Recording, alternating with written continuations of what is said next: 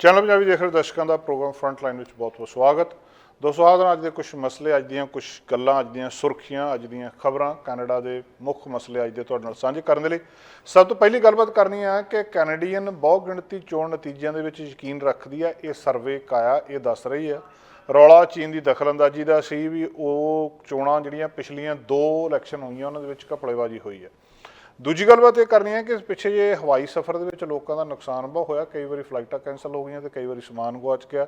ਸਰਕਾਰ ਨੇ ਇੱਕ ਵੱਡੀ ਰਾਸ਼ੀ ਪਾਸੇ ਰੱਖ ਲਈ ਹੈ ਵੀ ਇਹਨਾਂ ਕੇਸਾਂ ਦਾ ਨਿਪਟਾਰਾ ਇਹਦੇ ਨਾਲ ਕੀਤਾ ਜਾਊਗਾ।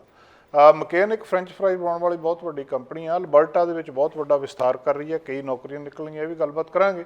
ਘਰਾਂ ਦੀ ਮਾਰਕੀਟ ਬਾਰੇ ਆਪਾਂ ਗੱਲਬਾਤ ਕਰਨੀ ਹੈ ਅਤੇ ਅਲਬਰਟਾ ਵਾਸੀ ਐਡਵਾਂਸ ਰੋਡ ਟੈਸਟ ਤੋਂ ਬਚਣ ਦੀ ਇਸ ਸਪਰਿੰਗ ਦੇ ਵਿੱਚ ਉਡੀਕ ਕਰ ਰਹੇ ਆ ਤਾਂ ਕਿ $150 ਜਿਹੜਾ ਉਹਦਾ ਲੱਗਦਾ ਉਹਦੇ ਤੋਂ ਬਚਿਆ ਜਾ ਸਕੇ। ਦੂਜਾ, ਮੈਡੀਕਲ ਸਕੂਲ ਦੀਆਂ ਸੀਟਾਂ ਵਧਾਈਆਂ ਜਾ ਰਹੀਆਂ। ਅਲਬਰਟਾ ਦੇ ਵਿੱਚ ਵਿਨੀਪੈਗ ਦੇ ਵਿੱਚ ਇੱਕ ਮਰੀਜ਼ ਦੀ ਗਲਤ ਪਛਾਣ ਦਾ ਮਾਮਲਾ ਸਾਹਮਣੇ ਆਇਆ। ਕਿਸੇ ਮਰੀਜ਼ ਨੂੰ ਸੱਦ ਕੇ ਅਤੇ ਉਹਨਾਂ ਦੇ ਘਰ ਫੋਨ ਕਰਕੇ ਕਹਿ ਦਿੱਤਾ ਕਿ ਤੁਹਾਡੀ ਜਿਹੜੀ ਕੁੜੀ ਹੈ ਉਹ ਮਰਨ ਵਾਲੀ ਹੈ, ਇਹਨੂੰ ਕਿ ਹਸਪਤਾਲ ਮਿਲ ਜਾਓ। ਉਹ ਰੋਂਦੇ ਉੱਥੇ ਗਏ, ਜਾ ਕੇ ਪਤਾ ਲੱਗਿਆ ਵੀ ਇਹ ਸਾਡੀ ਕੁੜੀ ਨਹੀਂ ਹੈ। ਇਹ ਮਾਮਲਾ ਕੀ ਹੈ, ਗੱਲਬਾਤ ਕਰਾਂਗੇ। ਕੈਨੇਡਾ ਦੇ ਵਿੱਚ ਸਰਕਾਰੀ ਹਿਸਾਬ ਦੇ ਨਾਲ ਹੁਣ ਇਲਾਜ ਨਹੀਂ ਹੁੰਦਾ, ਜਿੱਦਾਂ ਡਾਕਟਰਾਂ ਦੇ ਕੋਲ ਵੇਟਿੰਗ ਟਾਈਮ ਆ, ਅਤੇ ਅੰਟੈਰੀਓ ਦੇ ਵਿੱਚੋਂ ਇਹ ਗੱਲਬਾਤ ਸ਼ੁਰੂ ਹੋਈ ਹੈ ਅਤੇ ਹੌਲੀ ਹੌਲੀ ਸਾਰੇ ਕੈਨੇਡਾ 'ਚ ਫੈਲ ਗਈ ਹੈ ਵੀ ਪ੍ਰਾਈਵੇਟ ਕਲੀਨਿਕਾਂ ਤੋਂ ਇਲਾਜ ਕਰਾਓ। ਪ੍ਰਾਈਵੇਟ ਕਲੀਨਿਕਾਂ ਦਾ ਵੇਟ ਟਾਈਮ ਘਟੂਗਾ ਜਾਂ ਮਾਮਲਾ ਕੀ ਹੈ, ਇਹ ਵੀ ਗੱਲਬਾਤ ਤੁਹਾਡੇ ਨਾਲ ਆਪਾਂ ਸਾਂਝੀ ਕਰਨੀ ਹੈ। ਸਭ ਤੋਂ ਪਹਿਲੀ ਗੱਲਬਾਤ, ਇੱਕ ਨਵੀਂ ਪੋਲਿੰਗ ਸਾਹਮਣੇ ਆਈ ਹੈ ਔਰ ਉਸ ਪੋਲਿੰਗ ਦੇ ਵਿੱਚ ਇਹ ਪਤਾ ਲੱਗਿਆ ਕਿ ਜਿਹੜੇ ਮੈਜੋਰਿਟੀ ਨੇ ਕੈਨੇਡਾ ਦੇ ਵਿੱਚ, ਕੈਨੇਡਾ ਵਾਸੀ ਨੇ, ਉਹ ਜਿਹੜਾ ਇੱਕ ਯਕੀਨ ਕਰ ਰਹੇ ਆ ਇਸ ਸਾਡਾ ਜਿਹੜਾ ਇਲੈਕਟਰਲ ਸਿਸਟਮ ਆ ਉਹਦੇ ਵਿੱਚ, ਅਤੇ ਸਰਕਾਰ ਨੂੰ ਇਹ ਵੀ ਕਹਿ ਰਿਹਾ ਕਿ ਇੰਡੀਪੈਂਡੈਂਟ ਇਨਕੁਆਇਰੀ ਕਰਾਈ ਜਾਵੇ ਜਿਹੜੀ ਫੋਰਨ ਇੰਟਰਫੀਰੈਂਸ ਹੋਈ ਹੈ ਪਿਛਲੀਆਂ 2 ਫੈਡਰਲ ਇਲੈਕਸ਼ਨ ਦੇ ਵਿੱਚ। ਪਰ ਫਿਰ ਵੀ ਇਹ ਇੱਥੋਂ ਦੇ ਇਲੈਕਟਰਲ ਸਿਸਟਮ ਦੇ ਵਿੱਚ ਯਕੀਨ ਰੱਖਦੇ ਆ, ਇਹ ਮੰਨਦੇ ਆ ਕਿ ਕੈਨੇਡਾ ਦਾ ਇਲੈਕਟਰਲ ਸਿਸਟਮ ਸੇਫ ਆ। ਇਹ ਗੱਲਾਂ ਬੜੀਆਂ ਅਣਹੋਣੀਆਂ ਆ, ਕਦੇ ਹੋਈਆਂ ਨਹੀਂ ਪਹਿਲਾਂ, ਜਿਹੜੀਆਂ ਇਸ ਵੇਲੇ ਦੁਨੀਆ ਦੇ ਇਹਨਾਂ 2 ਵੱਡੇ ਦੇਸ਼ਾਂ ਦੇ ਵਿੱਚ ਹੋ ਰਹੀਆਂ ਆ। ਪਹਿਲਾਂ ਅਮਰੀਕਾ ਦੇ ਵਿੱਚ ਜਦੋਂ ਡੋਨਲਡ ਟਰੰਪ ਹਾਰੇ ਤਾਂ ਉਹਨਾਂ ਨੇ ਰੌਲਾ ਪਾਇਆ ਵੀ ਅਸਲ ਦੇ ਵਿੱਚ ਮੈਂ ਹਾਰਿਆ ਨਹੀਂ, ਮੈਨੂੰ ਹਰਾਇਆ ਗਿਆ, ਵੋਟਾਂ 'ਚ ਹੇਰਾਫੇਰੀ ਹੋ ਗਈ, ਮਸ਼ੀਨਾਂ 'ਚ ਘਪਲਾ ਹੋ ਗਿਆ, ਗਿਣਤੀ ਦੇ ਵਿੱਚ ਕਿਤੇ ਨਾ ਕਿਤੇ ਜਿਹੜਾ, ਹਾਲਾਂਕਿ ਉੱਥੇ ਜਿਹੜੇ ਤਰੀਕੇ ਦੇ ਨਾਲ ਵੋਟਾਂ ਗਿਣੀਆਂ ਜਾਂਦੀਆਂ ਹੱਥ ਦੇ ਨਾਲ ਵੀ, ਜਾਂ ਜਿਹੜੇ ਬੈਲਟ ਸੀਗੇ, ਜਿਹੜੀ ਮੇਲ ਇਨ ਬੈਲਟ ਸੀਗੀ, ਉਹਦੇ ਵਿੱਚ ਘਪਲਾ ਹੋ ਗਿਆ ਅਤੇ ਮੈਂ ਹਾਰਿਆ ਨਹੀਂ। ਉਹਨਾਂ ਨੇ ਕੇਸ ਵੀ ਕੀਤੇ, ਹਾਰ ਗਏ, ਗੱਲ ਸਿੱਧ ਨਹੀਂ ਹੋਈ, ਪਰ ਰੌਲਾ ਪੈ ਗਿਆ ਵੀ ਵੋਟਾਂ 'ਚ ਘਪਲਾ ਹੋਇਆ। ਹੁਣ ਇਹ ਗੱਲ ਕੈਨੇਡਾ ਦੇ ਵਿੱਚ ਆ ਰਹੀ ਹੈ, ਕੈਨੇਡਾ ਦੇ ਵਿੱਚ ਆ ਰਹੀ ਹੈ, ਪਰ ਵੱਖਰੇ ਤਰੀਕੇ ਨਾਲ ਆ ਰਹੀ ਹੈ। ਤਰੀਕਾ ਥੋੜ੍ਹਾ ਜਿਹਾ ਵੱਖਰਾ ਇਸ ਤਰ੍ਹਾਂ ਆ ਕਿ ਕਿਹਾ ਇਹ ਜਾ ਰਿਹਾ ਵੀ ਜਿਹੜੀ ਚੀਨ ਆ, ਇਹਨੇ ਕੈਨੇਡਾ ਦੇ ਵਿੱਚ ਪਿਛਲੀਆਂ 2 ਇਲੈਕਸ਼ਨ ਦੇ ਵਿੱਚ ਖਾਸ ਕੈਂਡੀਡੇਟਸ ਦੀ ਸਪੋਰਟ ਕੀਤੀ ਹੈ ਅਤੇ ਕੁਝ ਖਾਸ ਨੂੰ ਹਰਾਇਆ। ਇਲਜ਼ਾਮ ਸਿੱਧਾ ਵੀ ਲਿਬਰਲ ਦੀ ਇਹਨਾਂ ਨੇ, ਜਸਟਿਨ ਟਰੂਡੋ ਦੀ ਪਾਰਟੀ ਦੀ ਸਪੋਰਟ ਕੀਤੀ ਹੈ ਚੀਨ ਨੇ, ਅਤੇ ਕੰਜ਼ਰਵੇਟਿਵ ਨੂੰ ਕਿਤੇ ਨਾ ਕਿਤੇ ਇਹਨਾਂ ਨੇ ਹਰਾਇਆ ਆ। ਹੁਣ ਇਸ ਮਾਮਲੇ ਦੇ ਵਿੱਚ ਇੱਕ ਪੋਲ ਕੀਤੀ ਗਈ ਆ ਵੀ ਪਤਾ ਤਾਂ ਲੱਗੇ, ਜਿਹੜੀ ਵੀ ਉਹਦੇ ਵਿੱਚੋਂ ਰਿਸਰਚ ਫਰਮ ਆ ਲੈਜਰ, ਉਹਨੇ ਸਰਵੇ ਕੀਤਾ ਕਿ ਪਤਾ ਤਾਂ ਲੱਗੇ ਲੋਕ ਸੋਚਦੇ ਕੀ ਆ। ਉਹਨਾਂ ਨੇ ਲੋਕਾਂ ਕੋਲੋਂ 10 ਤੇ 12 ਮਾਰਚ ਦੇ ਵਿੱਚ ਬਹੁਤ ਸਾਰੇ ਸਵਾਲ ਪੁੱਛਿਆ ਕੈਨੇਡਾ ਦੇ ਇਲੈਕਟਰਲ ਸਿਸਟਮ ਦੇ ਲਈ, ਅਤੇ ਉਹਨਾਂ ਨੂੰ ਇਹ ਪੁੱਛਿਆ ਵੀ ਜਿਹੜੇ ਐਲੀਗੇਸ਼ਨ ਲੱਗ ਰਹੇ ਆ ਫੋਰਨ ਇੰਟਰਫੀਰੈਂਸ ਦੇ, ਇਹਦੇ ਬਾਰੇ ਤੁਸੀਂ ਕੀ ਕਹਿੰਦੇ ਆ। ਤਾਂ ਲੱਗਦਾ ਵੀ ਇਹਦੇ 'ਤੇ ਫਰਕ ਪਿਆ ਹੋਊਗਾ, ਜਾਂ ਇਹ ਇਲੈਕਟਰਲ ਸਿਸਟਮ ਇੱਦਾਂ ਦਾ ਹੈਗਾ ਵੋਟਾਂ ਦੇ ਵਿੱਚ ਕੋਈ ਦੇਸ਼ ਆ ਕੇ ਅਤੇ 4 ਪੈਸੇ ਲਾ ਕੇ ਘਪਲਾ ਕਰ ਜਾਵੇ। ਉਹਦੇ ਵਿੱਚ ਜਿਹੜਾ ਨਤੀਜਾ ਸਾਹਮਣੇ ਆਇਆ ਕਿ 71% ਕੈਨੇਡੀਅਨ ਇਹ ਕਹਿੰਦੇ ਵੀ ਨਹੀਂ, ਸਾਡਾ ਇਲੈਕਟਰਲ ਸਿਸਟਮ ਜਿਹੜਾ ਸੇਫ ਆ, ਅਤੇ 29% ਇਹ ਕਹਿ ਰਹੇ ਆ ਕਿ ਇਹ ਸੇਫ ਨਹੀਂ ਹੈ। ਕਿਉਂਕਿ ਰੌਲਾ ਬਹੁਤ ਲੰਬੇ ਸਮੇਂ ਤੋਂ ਪੈ ਰਿਹਾ, ਇਹ ਪਿਛਲੇ ਕਾਫੀ ਸਮੇਂ ਤੋਂ ਇਹ ਰੌਲਾ ਰੱਪਾ ਪੈ ਰਿਹਾ ਆ ਕਿ ਫੋਰਨ ਇੰਟਰਫੀਰੈਂਸ ਆ। ਪ੍ਰਧਾਨ ਮੰਤਰੀ ਕਹਿੰਦੇ ਇਨਕੁਆਇਰੀ ਕਰਾਵਾਂਗੇ, ਫਿਰ ਇਨਕੁਆਇਰੀ ਦੀ ਗੱਲਬਾਤ ਹੁੰਦੀ ਆ, ਫਿਰ ਉਹ ਕਹਿੰਦੇ ਜੇ ਕੋਈ ਸਿਆਣਾ ਬੰਦਾ ਇਹਦੇ 'ਤੇ ਲਾ ਕੇ ਅਸੀਂ ਜਾਂਚ ਕਢਾਵਾਂਗੇ। ਵਿਰੋਧੀ ਪਾਰਟੀਆਂ ਨਹੀਂ ਮੰਨ ਰਹੀਆਂ। ਪੀਅਰ ਪੋਲੀਅਮ ਨੇ ਬਹੁਤ ਜ਼ਬਰਦਸਤ ਤਰੀਕੇ ਦੇ ਨਾਲ ਵਿਰੋਧ ਕੀਤਾ, ਔਰ ਜਦੋਂ ਇੱਕ ਵਿਰੋਧੀ ਪਾਰਟੀ ਦਾ, ਮੁੱਖ ਵਿਰੋਧੀ ਪਾਰਟੀ ਦਾ ਆਗੂ ਇਹ ਕਹਿ ਦੇਵੇ ਕਿ ਫਲਾਨਾ ਦੇਸ਼ ਸਾਨੂੰ ਸਿੱਧਾ ਹਰਾਉਣ ਦੀ ਗੱਲ ਕਰ ਰਿਹਾ, ਔਰ ਇੱਥੋਂ ਤੱਕ ਗੱਲਬਾਤ ਹੋ ਜਾਵੇ ਕਿ ਜਿਹੜੀ ਸੀਸਸ ਆ ਉਹਦੇ ਕੋਲ ਇਨਫੋਰਮੇਸ਼ਨ ਸੀ ਕਿ ਫੋਰਨ ਇੰਟਰਫੀਰੈਂਸ ਹੋਈ ਆ ਕੈਨੇਡਾ ਦੇ ਵਿੱਚ, ਅਤੇ ਉਹ ਇੱਥੇ ਤੱਕ ਕਹਿ ਰਹੇ ਆ ਕਿ ਰਿਪੋਰਟ ਵੀ ਉਸ ਏਜੰਸੀ ਨੇ ਜਾਣ ਕੇ ਲੀਕ ਕੀਤੀ ਆ। ਸੀਸਸ ਦੇ ਕੋਲ ਇਹ ਰਿਪੋਰਟ ਸੀਗੀ, ਰਿਪੋਰਟ ਦੇ ਵਿੱਚ ਕਿਹਾ ਗਿਆ ਵੀ ਚੀਨ ਨੇ ਦਖਲਅੰਦਾਜ਼ੀ ਕੀਤੀ ਆ ਜਾਂ ਫੋਰਨ ਇੰਟਰਫੀਰੈਂਸ ਹੋਈ ਆ ਇੱਥੇ ਕੈਨੇਡਾ ਦੇ ਵਿੱਚ, ਅਤੇ ਉਹ ਕਹਿੰਦੇ ਵੀ ਉਹਨਾਂ ਨੂੰ ਆਪਣੇ ਪ੍ਰਧਾਨ ਮੰਤਰੀ 'ਤੇ ਯਕੀਨ ਨਹੀਂ ਸੀ, ਇਸ ਕਰਕੇ ਉਹਨਾਂ ਨੇ ਕਿਸੇ ਤਰੀਕੇ ਦੇ ਨਾਲ ਰਿਪੋਰਟ ਲੀਕ ਕਰਤੀ ਵੀ ਮੀਡੀਆ 'ਚ ਚਲੇ ਜਾਵੇ, ਰੌਲਾ ਪੈ ਜਾਵੇ ਅਤੇ ਆਪੇ ਗੱਲਬਾਤ ਸਾਹਮਣੇ ਆਵੇ। ਇੱਥੇ ਤੱਕ ਗੱਲਾਂ ਬਾਤਾਂ ਇਸ ਇੰਟਰਫੀਰੈਂਸ ਬਾਰੇ ਹੋ ਚੁੱਕੀਆਂ, ਅਤੇ ਉਹਦੇ ਤੋਂ ਬਾਅਦ ਹੁਣ ਜਿਹੜਾ ਨਤੀਜਾ ਸਾਹਮਣੇ ਆਇਆ, ਜਿਹੜੀ ਪੋਲ ਸੁਜੈਸਟ ਕਰਦੀ, ਜਿਹੜਾ ਸਰਵੇ ਸੁਜੈਸਟ ਕਰ ਰਿਹਾ, ਉਹ ਕਹਿੰਦਾ ਵੀ ਨਹੀਂ, ਮੈਜੋਰਿਟੀ ਕੈਨੇਡੀਅਨਸ ਹਜੇ ਵੀ ਯਕੀਨ ਰੱਖਦੇ ਆ ਕਿ ਕੈਨੇਡਾ ਦਾ ਇਲੈਕਟਰਲ ਸਿਸਟਮ ਸੇਫ ਆ, ਇੱਥੇ ਦੀਆਂ ਵੋਟਾਂ ਦੇ ਵਿੱਚ ਕੋਈ ਗੜਬੜ ਨਹੀਂ ਹੋ ਸਕਦੀ। ਮੈਜੋਰਿਟੀ ਨੇ ਇਹ ਕਿਹਾ ਕਿ ਜਿਹੜਾ ਰਿਜ਼ਲਟ ਠੀਕ ਸੀਗੇ ਜਿਹੜੇ ਆਏ ਸੀਗੇ, ਪੰਜਾਂ ਦੇ ਵਿੱਚੋਂ ਇੱਕ ਜਣੇ ਨੇ ਕਿਹਾ ਵੀ ਉਹ ਟਰਸਟ ਨਹੀਂ ਕਰ ਰਿਹਾ ਰਿਜ਼ਲਟ ਦੇ ਉੱਤੇ, ਉਹਨੂੰ ਲੱਗਦਾ 11% ਕਹਿੰਦੇ ਆ ਵੀ ਸਾਨੂੰ ਪਤਾ ਹੀ ਕੁਛ ਨਹੀਂ ਕੀ ਹੋਇਆ ਕੀ ਨਹੀਂ ਹੋਇਆ। ਤੇ ਦੂਜਾ ਇਹਦੇ ਵਿੱਚ ਹੁਣ ਜਿਹੜਾ ਇਹਨਾਂ ਨੇ ਇਹ ਸਰਵੇ ਦੇ ਵਿੱਚੋਂ ਇਹ ਗੱਲਬਾਤ ਸਾਹਮਣੇ ਲਿਆਂਦੀ ਹੈ 2019 ਤੇ 2021 ਦੀਆਂ ਸਿੱਧੀਆਂ ਇਲੈਕਸ਼ਨ ਦੇ ਉੱਤੇ ਇਲਜ਼ਾਮ ਲੱਗੇ ਸੀ ਵੀ ਚੀਨ ਇਹਦੇ ਵਿੱਚ ਗੜਬੜ ਕਰ ਰਿਹਾ ਹੈ। ਮੀਡੀਆ ਰਿਪੋਰਟਸ ਆਈਆਂ ਸੀ, ਗਲੋਬਲ ਮੇਲ ਇੱਕ ਬਹੁਤ ਮਸ਼ਹੂਰ ਨਿਊਜ਼ਪੇਪਰ ਆ, ਉਹਨਾਂ ਨੇ ਇਹ ਗੱਲਬਾਤ ਸਾਹਮਣੇ ਲਿਆਉਂਦੀ ਸੀ। ਇਹ ਜਿਹੜੀਆਂ ਰਿਪੋਰਟਾਂ ਸਾਹਮਣੇ ਆਈਆਂ ਸੀ ਇੰਟਰਫੀਅਰੈਂਸ ਦੀਆਂ, ਇਹ ਬੇਸਡ ਸੀਗੀਆਂ ਸਿਕਿਉਰਿਟੀ ਸੋਰਸਸ ਦੀ ਜਿਹੜੀ ਲੀਕ ਹੋਈ ਇਨਫੋਰਮੇਸ਼ਨ ਸੀਗੀ, ਜਿਹਦੇ ਵਿੱਚ ਡਿਟੇਲਡ ਐਲੀਗੇਸ਼ਨ ਸੀਗੇ ਕਿ ਚੀਨ ਨੇ ਇੰਟਰਫੀਅਰ ਕੀਤੀ ਹੈ ਤੇ ਕੁਝ ਕੈਂਡੀਡੇਟਸ ਦੀ ਸਪੋਰਟ ਕੀਤੀ ਹੈ। ਬੀਜਿੰਗ ਦਾ ਸਿੱਧਾ ਦਖਲਅੰਦਾਜ਼ੀ ਇੱਥੇ ਆਈ ਹੈ ਤੇ ਇਸੇ ਕਰਕੇ ਲਿਬਰਲ ਜਿਹੜੇ ਆ 2021 ਦੀ ਇਲੈਕਸ਼ਨ ਜਿੱਤ ਗਏ ਤੇ ਪ੍ਰਧਾਨ ਮੰਤਰੀ ਜਸਟਿਨ ਟਰੂਡੋ ਬਣ ਗਏ ਚੀਨ ਦੀ ਇਸ ਦਖਲਅੰਦਾਜ਼ੀ ਦੇ ਕਾਰਨ। ਤੇ ਹੁਣ ਪ੍ਰਧਾਨ ਮੰਤਰੀ ਜਸਟਿਨ ਟਰੂਡੋ ਕਹਿੰਦੇ ਵੀ ਕੋਈ ਸਿਆਣਾ ਬੰਦਾ ਐਮੀਨੈਂਟ ਕੈਨੇਡੀਅਨ ਕੋਈ ਵੱਡਾ ਜਿਹੜਾ ਹੋਊਗਾ ਉਹਨੂੰ ਲਾਵਾਂਗੇ ਅਸੀਂ ਤਾਂ ਕਿ ਇਹਦੀ ਇਨਵੈਸਟੀਗੇਸ਼ਨ ਹੋਊਗੀ, ਜਿਹੜੇ ਐਲੀਗੇਸ਼ਨ ਲੱਗੇ ਆ ਵੀ ਕਿੰਨੇ ਕੁ ਸਹੀ ਹੈ ਕਿੰਨੇ ਕੁ ਨਹੀਂ ਸਹੀ। ਵਿਰੋਧੀ ਪਾਰਟੀਆਂ ਇਸ ਵੇਲੇ ਇਹ ਮੰਗ ਕਰ ਰਹੀਆਂ, ਜਿਹੜੀ ਖਾਸ ਤੌਰ ਦੇ ਉੱਤੇ ਵਿਰੋਧੀ ਪਾਰਟੀਆਂ ਜਿਹੜੀਆਂ ਇਨਕੁਆਇਰੀ ਦੀ ਮੰਗ ਕਰ ਰਹੀਆਂ ਕਿ ਇਹ ਦੱਸੋ ਇਹਦਾ ਹੋਇਆ ਕੀ ਸੀ। ਇਸ ਪੋਲ ਨੇ ਇੱਕ ਹੋਰ ਵੀ ਗੱਲਬਾਤ ਦੱਸੀ ਹੈ ਕਿ ਜਿਹੜੀ ਸਟਰੋਂਗ ਪਾਰਟੀਸ਼ਨ ਡਿਵਾਈਡ ਆ ਓਪੀਨੀਅਨ ਦੇ ਵਿੱਚ ਉਹ ਕਲੀਅਰ ਕੱਟ ਹੈਗਾ ਆ। ਜਿਹੜੇ ਡਿਸਟਰਸਟ ਕਰ ਰਿਹਾ ਇਲੈਕਟਰਲ ਸਿਸਟਮ ਦੇ ਵਿੱਚ ਜਾਂ ਉਹ ਸਾਰੇ ਕੁਛ ਦੇ ਵਿੱਚ, ਉਹ ਪਾਰਟੀਸ਼ਨ ਲਾਈਨ ਦੇ ਦੂਜੇ ਪਾਸੇ ਕਿਤੇ ਨਾ ਕਿਤੇ ਆ ਕੇ ਖੜੇ ਹੋ ਰਹੇ ਆ। ਮਤਲਬ ਪਾਰਟੀ ਦੇ ਹਿਸਾਬ ਨਾਲ ਵੀ ਸਿੱਧਾ ਇਹਦੇ ਵਿੱਚ ਫਰਕ ਦਿਸ ਰਿਹਾ ਆ। ਜਿਹੜੇ 93% ਰਿਸਪੋਂਡੈਂਟ ਨੇ ਜਿਹੜੇ ਇਹ ਕਹਿੰਦੇ ਆ ਕਿ ਜਿਹੜੇ ਇਹ ਕਹਿੰਦੇ ਆ ਕਿ ਲਿਬਰਲ ਨੇ ਉਹ ਜਿਹੜੇ ਕਹਿ ਰਹੇ ਆ ਕਿ ਇਲੈਕਟਰਲ ਸਿਸਟਮ ਸਾਡਾ ਸੇਫ ਆ। ਕੰਜ਼ਰਵੇਟਿਵ ਵੋਟਰ ਸਪਲਿਟ ਨੇ, ਕੰਜ਼ਰਵੇਟਿਵ 52% ਇਹ ਕਹਿੰਦੇ ਆ ਕਿ ਸਿਸਟਮ ਸੇਫ ਆ ਤੇ 48% ਕਹਿੰਦੇ ਆ ਕਿ ਇਹ ਸੇਫ ਨਹੀਂ ਹੈ। ਹੁਣ ਇੱਥੇ ਹੈਗਾ ਮਤਲਬ ਪਾਰਟੀ ਹੋਣਾ ਤਾਂ ਸਿੱਧਾ ਇਹ ਚਾਹੀਦਾ ਸੀ ਵੀ ਕੰਜ਼ਰਵੇਟਿਵ ਸਾਰੇ ਦੇ ਸਾਰੇ ਇਸ ਪਾਸੇ ਕਹਿ ਰਹੇ ਆ ਕਿਉਂਕਿ ਉਹਨਾਂ ਦਾ ਲੀਡਰ ਇਹ ਕਹਿ ਰਿਹਾ ਵੀ ਇਹ ਗੜਬੜ ਹੋਈ ਆ, ਪਰ ਉਹ ਵੀ ਇਸ ਪੋਲ ਦੇ ਵਿੱਚ ਜਿਹੜੀ ਇਹ ਪੋਲ ਹੋਈ ਹੈ ਇਹਦੇ ਵਿੱਚ ਡਿਵਾਈਡਡ ਨੇ। ਇਸ ਸਰਵੇ ਦੇ ਵਿੱਚ ਲਿਬਰਲ ਤੇ ਜਿਹੜੇ NDP ਸਪੋਰਟਰਸ ਨੇ ਉਹ ਜ਼ਿਆਦਾ ਜਨਰਲੀ ਟਰਸਟ ਕਰਦੇ ਆ ਰਿਜ਼ਲਟ ਦੇ ਉੱਤੇ ਵੀ ਠੀਕ ਆ ਜੋ ਕੁਛ ਹੋਇਆ। 92% ਜਿਹੜੇ ਲਿਬਰਲ ਵੋਟਰ ਤੇ 81% ਜਿਹੜੇ NDP ਵੋਟਰ ਆ ਉਹ ਇਹਦੇ ਉੱਤੇ ਯਕੀਨ ਕਰ ਰਹੇ ਆ ਵੀ ਠੀਕ ਆ ਜੋ ਕੁਛ ਵੀ ਹੋਇਆ ਸੀ। ਸੋ ਬਲੈਕ ਕੁਇਕਵਾ ਜਿਹੜਾ ਉਹਨਾਂ ਦੇ ਵਿੱਚ ਥੋੜ੍ਹਾ ਜਿਹਾ ਵੱਖਰਾ ਆ ਤੇ ਗ੍ਰੀਨ ਵੋਟਰਸ ਦੇ ਵਿੱਚ ਇਹ 64% ਦੱਸਿਆ ਜਾ ਰਿਹਾ। 55% ਕੰਜ਼ਰਵੇਟਿਵ ਵੋਟਰ ਉਹ ਇਸ ਵੇਲੇ ਕਹਿ ਰਹੇ ਆ ਕਿ ਉਹ ਇਲੈਕਸ਼ਨ ਦੇ ਇਸ ਪ੍ਰੋਸੈਸ ਦੇ ਵਿੱਚ ਟਰਸਟ ਕਰਦੇ ਆ ਤੇ 36% ਕਹਿੰਦੇ ਅਸੀਂ ਟਰਸਟ ਨਹੀਂ ਕਰਦੇ। ਤੇ ਦੂਜੇ ਪਾਸੇ ਇਹ ਜਿਹੜਾ ਇਲੈਕਸ਼ਨ ਦੇ ਵਿੱਚ ਟਰਸਟ ਆ ਇਹ ਸਭ ਤੋਂ ਘੱਟ ਆ ਜਿਹੜੀ ਪੀਪਲਸ ਪਾਰਟੀ ਆਫ ਕੈਨੇਡਾ ਆ ਉਹਦੇ ਵਿੱਚ। ਸੋ ਇਸ ਵੇਲੇ ਜਿਹੜੀ ਗੱਲਬਾਤ ਸਾਹਮਣੇ ਨਿਕਲ ਕੇ ਆਈ ਹੈ ਕਿ ਇਨਕੁਆਇਰੀ ਤਾਂ ਮੰਗ ਰਹੇ ਆ ਕੈਨੇਡਾ ਵਾਲੇ ਹੋਣੀ ਚਾਹੀਦੀ, ਪਰ ਉਹਨਾਂ ਨੂੰ ਆਪਣੇ ਦੇਸ਼ ਦੇ ਇਸ ਸਿਸਟਮ ਦੇ ਵਿੱਚ ਕਾਫੀ ਜ਼ਿਆਦਾ ਯਕੀਨ ਆ ਤੇ ਉਹਨਾਂ ਨੂੰ ਲੱਗਦਾ ਵੀ ਕੋਈ ਐਡੀ ਘਪਲੇਬਾਜ਼ੀ ਕਰਕੇ ਕੈਨੇਡਾ ਦੇ ਵਿੱਚ ਇੱਕ ਪਾਰਟੀ ਨੂੰ ਜਿਤਾ ਜਾਂ ਦੂਜੀ ਨੂੰ ਹਰਾ ਨਹੀਂ ਸਕਦਾ। ਅਗਲੀ ਗੱਲਬਾਤ ਜਿਹੜੀ ਅੱਜ ਲਿਬਰਲ ਸਰਕਾਰ ਦੀ ਅਨਾਊਂਸਮੈਂਟ ਆਈ ਆ ਕਿ $75.9 ਮਿਲੀਅਨ ਐਡੀਸ਼ਨਲ ਫੰਡਿੰਗ ਦਿੱਤੀ ਹੈ ਇਹਨਾਂ ਨੇ 3 ਸਾਲਾਂ ਦੇ ਲਈ ਤਾਂ ਕਿ ਜਿਹੜਾ ਬੈਕਲੌਗ ਪੈਸੰਜਰ ਕੰਪਲੇਂਟਸ ਦਾ ਸਾਹਮਣੇ ਆਇਆ ਪਿਛਲੇ ਸਮੇਂ ਦੇ ਵਿੱਚ ਔਰ ਉਹ ਜਮ੍ਹਾਂ ਹੁੰਦਾ ਜਾ ਰਿਹਾ ਏਅਰਲਾਈਨ ਇੰਡਸਟਰੀ ਦੇ ਵਿੱਚ, ਉਹਨੂੰ ਕਿਸ ਤਰੀਕੇ ਦੇ ਨਾਲ ਹੈਂਡਲ ਕੀਤਾ ਜਾਣਾ ਆ। ਤੁਹਾਨੂੰ ਪਤਾ ਜਦੋਂ ਦਾ ਕਰੋਨਾ ਖਤਮ ਹੋਇਆ ਉਹਦੇ ਤੋਂ ਬਾਅਦ ਠੀਕ ਠਾਕ ਕੁਛ ਨਹੀਂ ਹੋਇਆ। ਕਰੋਨਾ ਦਾ ਠੀਕ ਠਾਕ ਹੋ ਗਿਆ ਪਰ ਠੀਕ ਠਾਕ ਹੋਰ ਕੁਛ ਨਹੀਂ ਹੋਇਆ। ਜਿਹੜੀ ਕੈਨੇਡੀਅਨ ਟਰਾਂਸਪੋਰਟ ਏਜੰਸੀ ਹੈ CTA ਆ, ਉਹਦੇ ਅਫੀਸ਼ੀਅਲਸ ਇਹ ਦੱਸਦੇ ਆ ਕਿ ਇੱਕ ਪ੍ਰੀਲਿਮਿਨਰੀ ਕਮੇਟੀ ਨਵੰਬਰ ਦੇ ਵਿੱਚ ਬਣਾਈ ਸੀ ਕਿ ਕਿਸੇ ਨਾ ਕਿਸੇ ਤਰ੍ਹਾਂ ਬੈਕਲੌਗ ਨੂੰ ਕਲੀਅਰ ਕੀਤਾ ਜਾਵੇ। ਬੈਕਲੌਗ ਬਹੁਤ ਜ਼ਿਆਦਾ ਹੋ ਗਿਆ। ਆਮ ਤੌਰ ਦੇ ਉੱਤੇ CTA ਦੇ ਕੋਲ ਜਿਹੜੀ ਕੈਨੇਡੀਅਨ ਇਹ ਟਰਾਂਸਪੋਰਟੇਸ਼ਨ ਏਜੰਸੀ ਹੈ ਇਹਦੇ ਕੋਲ ਥੋੜ੍ਹੀਆਂ ਬਹੁਤੀਆਂ ਕੰਪਲੇਂਟਸ ਆਉਂਦੀਆਂ, ਸਮਾਨ ਗੁਆਚ ਜਾਂਦਾ, ਕਿਸੇ ਦਾ ਬਹੁਤ ਘੱਟ ਵਾਰੀ ਹੁੰਦਾ ਕਿ ਸਮਾਨ ਗੁਆਚ ਜਾਵੇ ਆਮ ਹਾਲਤਾਂ ਦੇ ਵਿੱਚ, ਮਤਲਬ ਕਰੋਨਾ ਤੋਂ ਪਹਿਲਾਂ ਜੋ ਕੁਛ ਹੈਗਾ, ਜਾਂ ਇੱਦਾਂ ਕਹਿ ਲਓ ਕਿਸੇ ਵਿਅਕਤੀ ਦਾ ਜਿਹੜਾ ਫਲਾਈਟ ਲੇਟ ਹੋ ਗਈ ਕੈਂਸਲ ਹੋ ਗਈ ਉਹ ਡਿਸਪਿਊਟ ਉੱਥੇ ਹੱਲ ਹੋ ਜਾਂਦਾ, ਜਾਂ ਉਹਨਾਂ ਨੂੰ ਉਹ ਅਗਲੀ ਫਲਾਈਟ ਦੇ ਦਿੰਦੇ ਆ ਜਾਂ ਹੋਟਲ ਦੇ ਦਿੰਦੇ ਆ ਜਾਂ ਕੰਪਨਸੇਟ ਕਰ ਦਿੰਦੇ ਆ।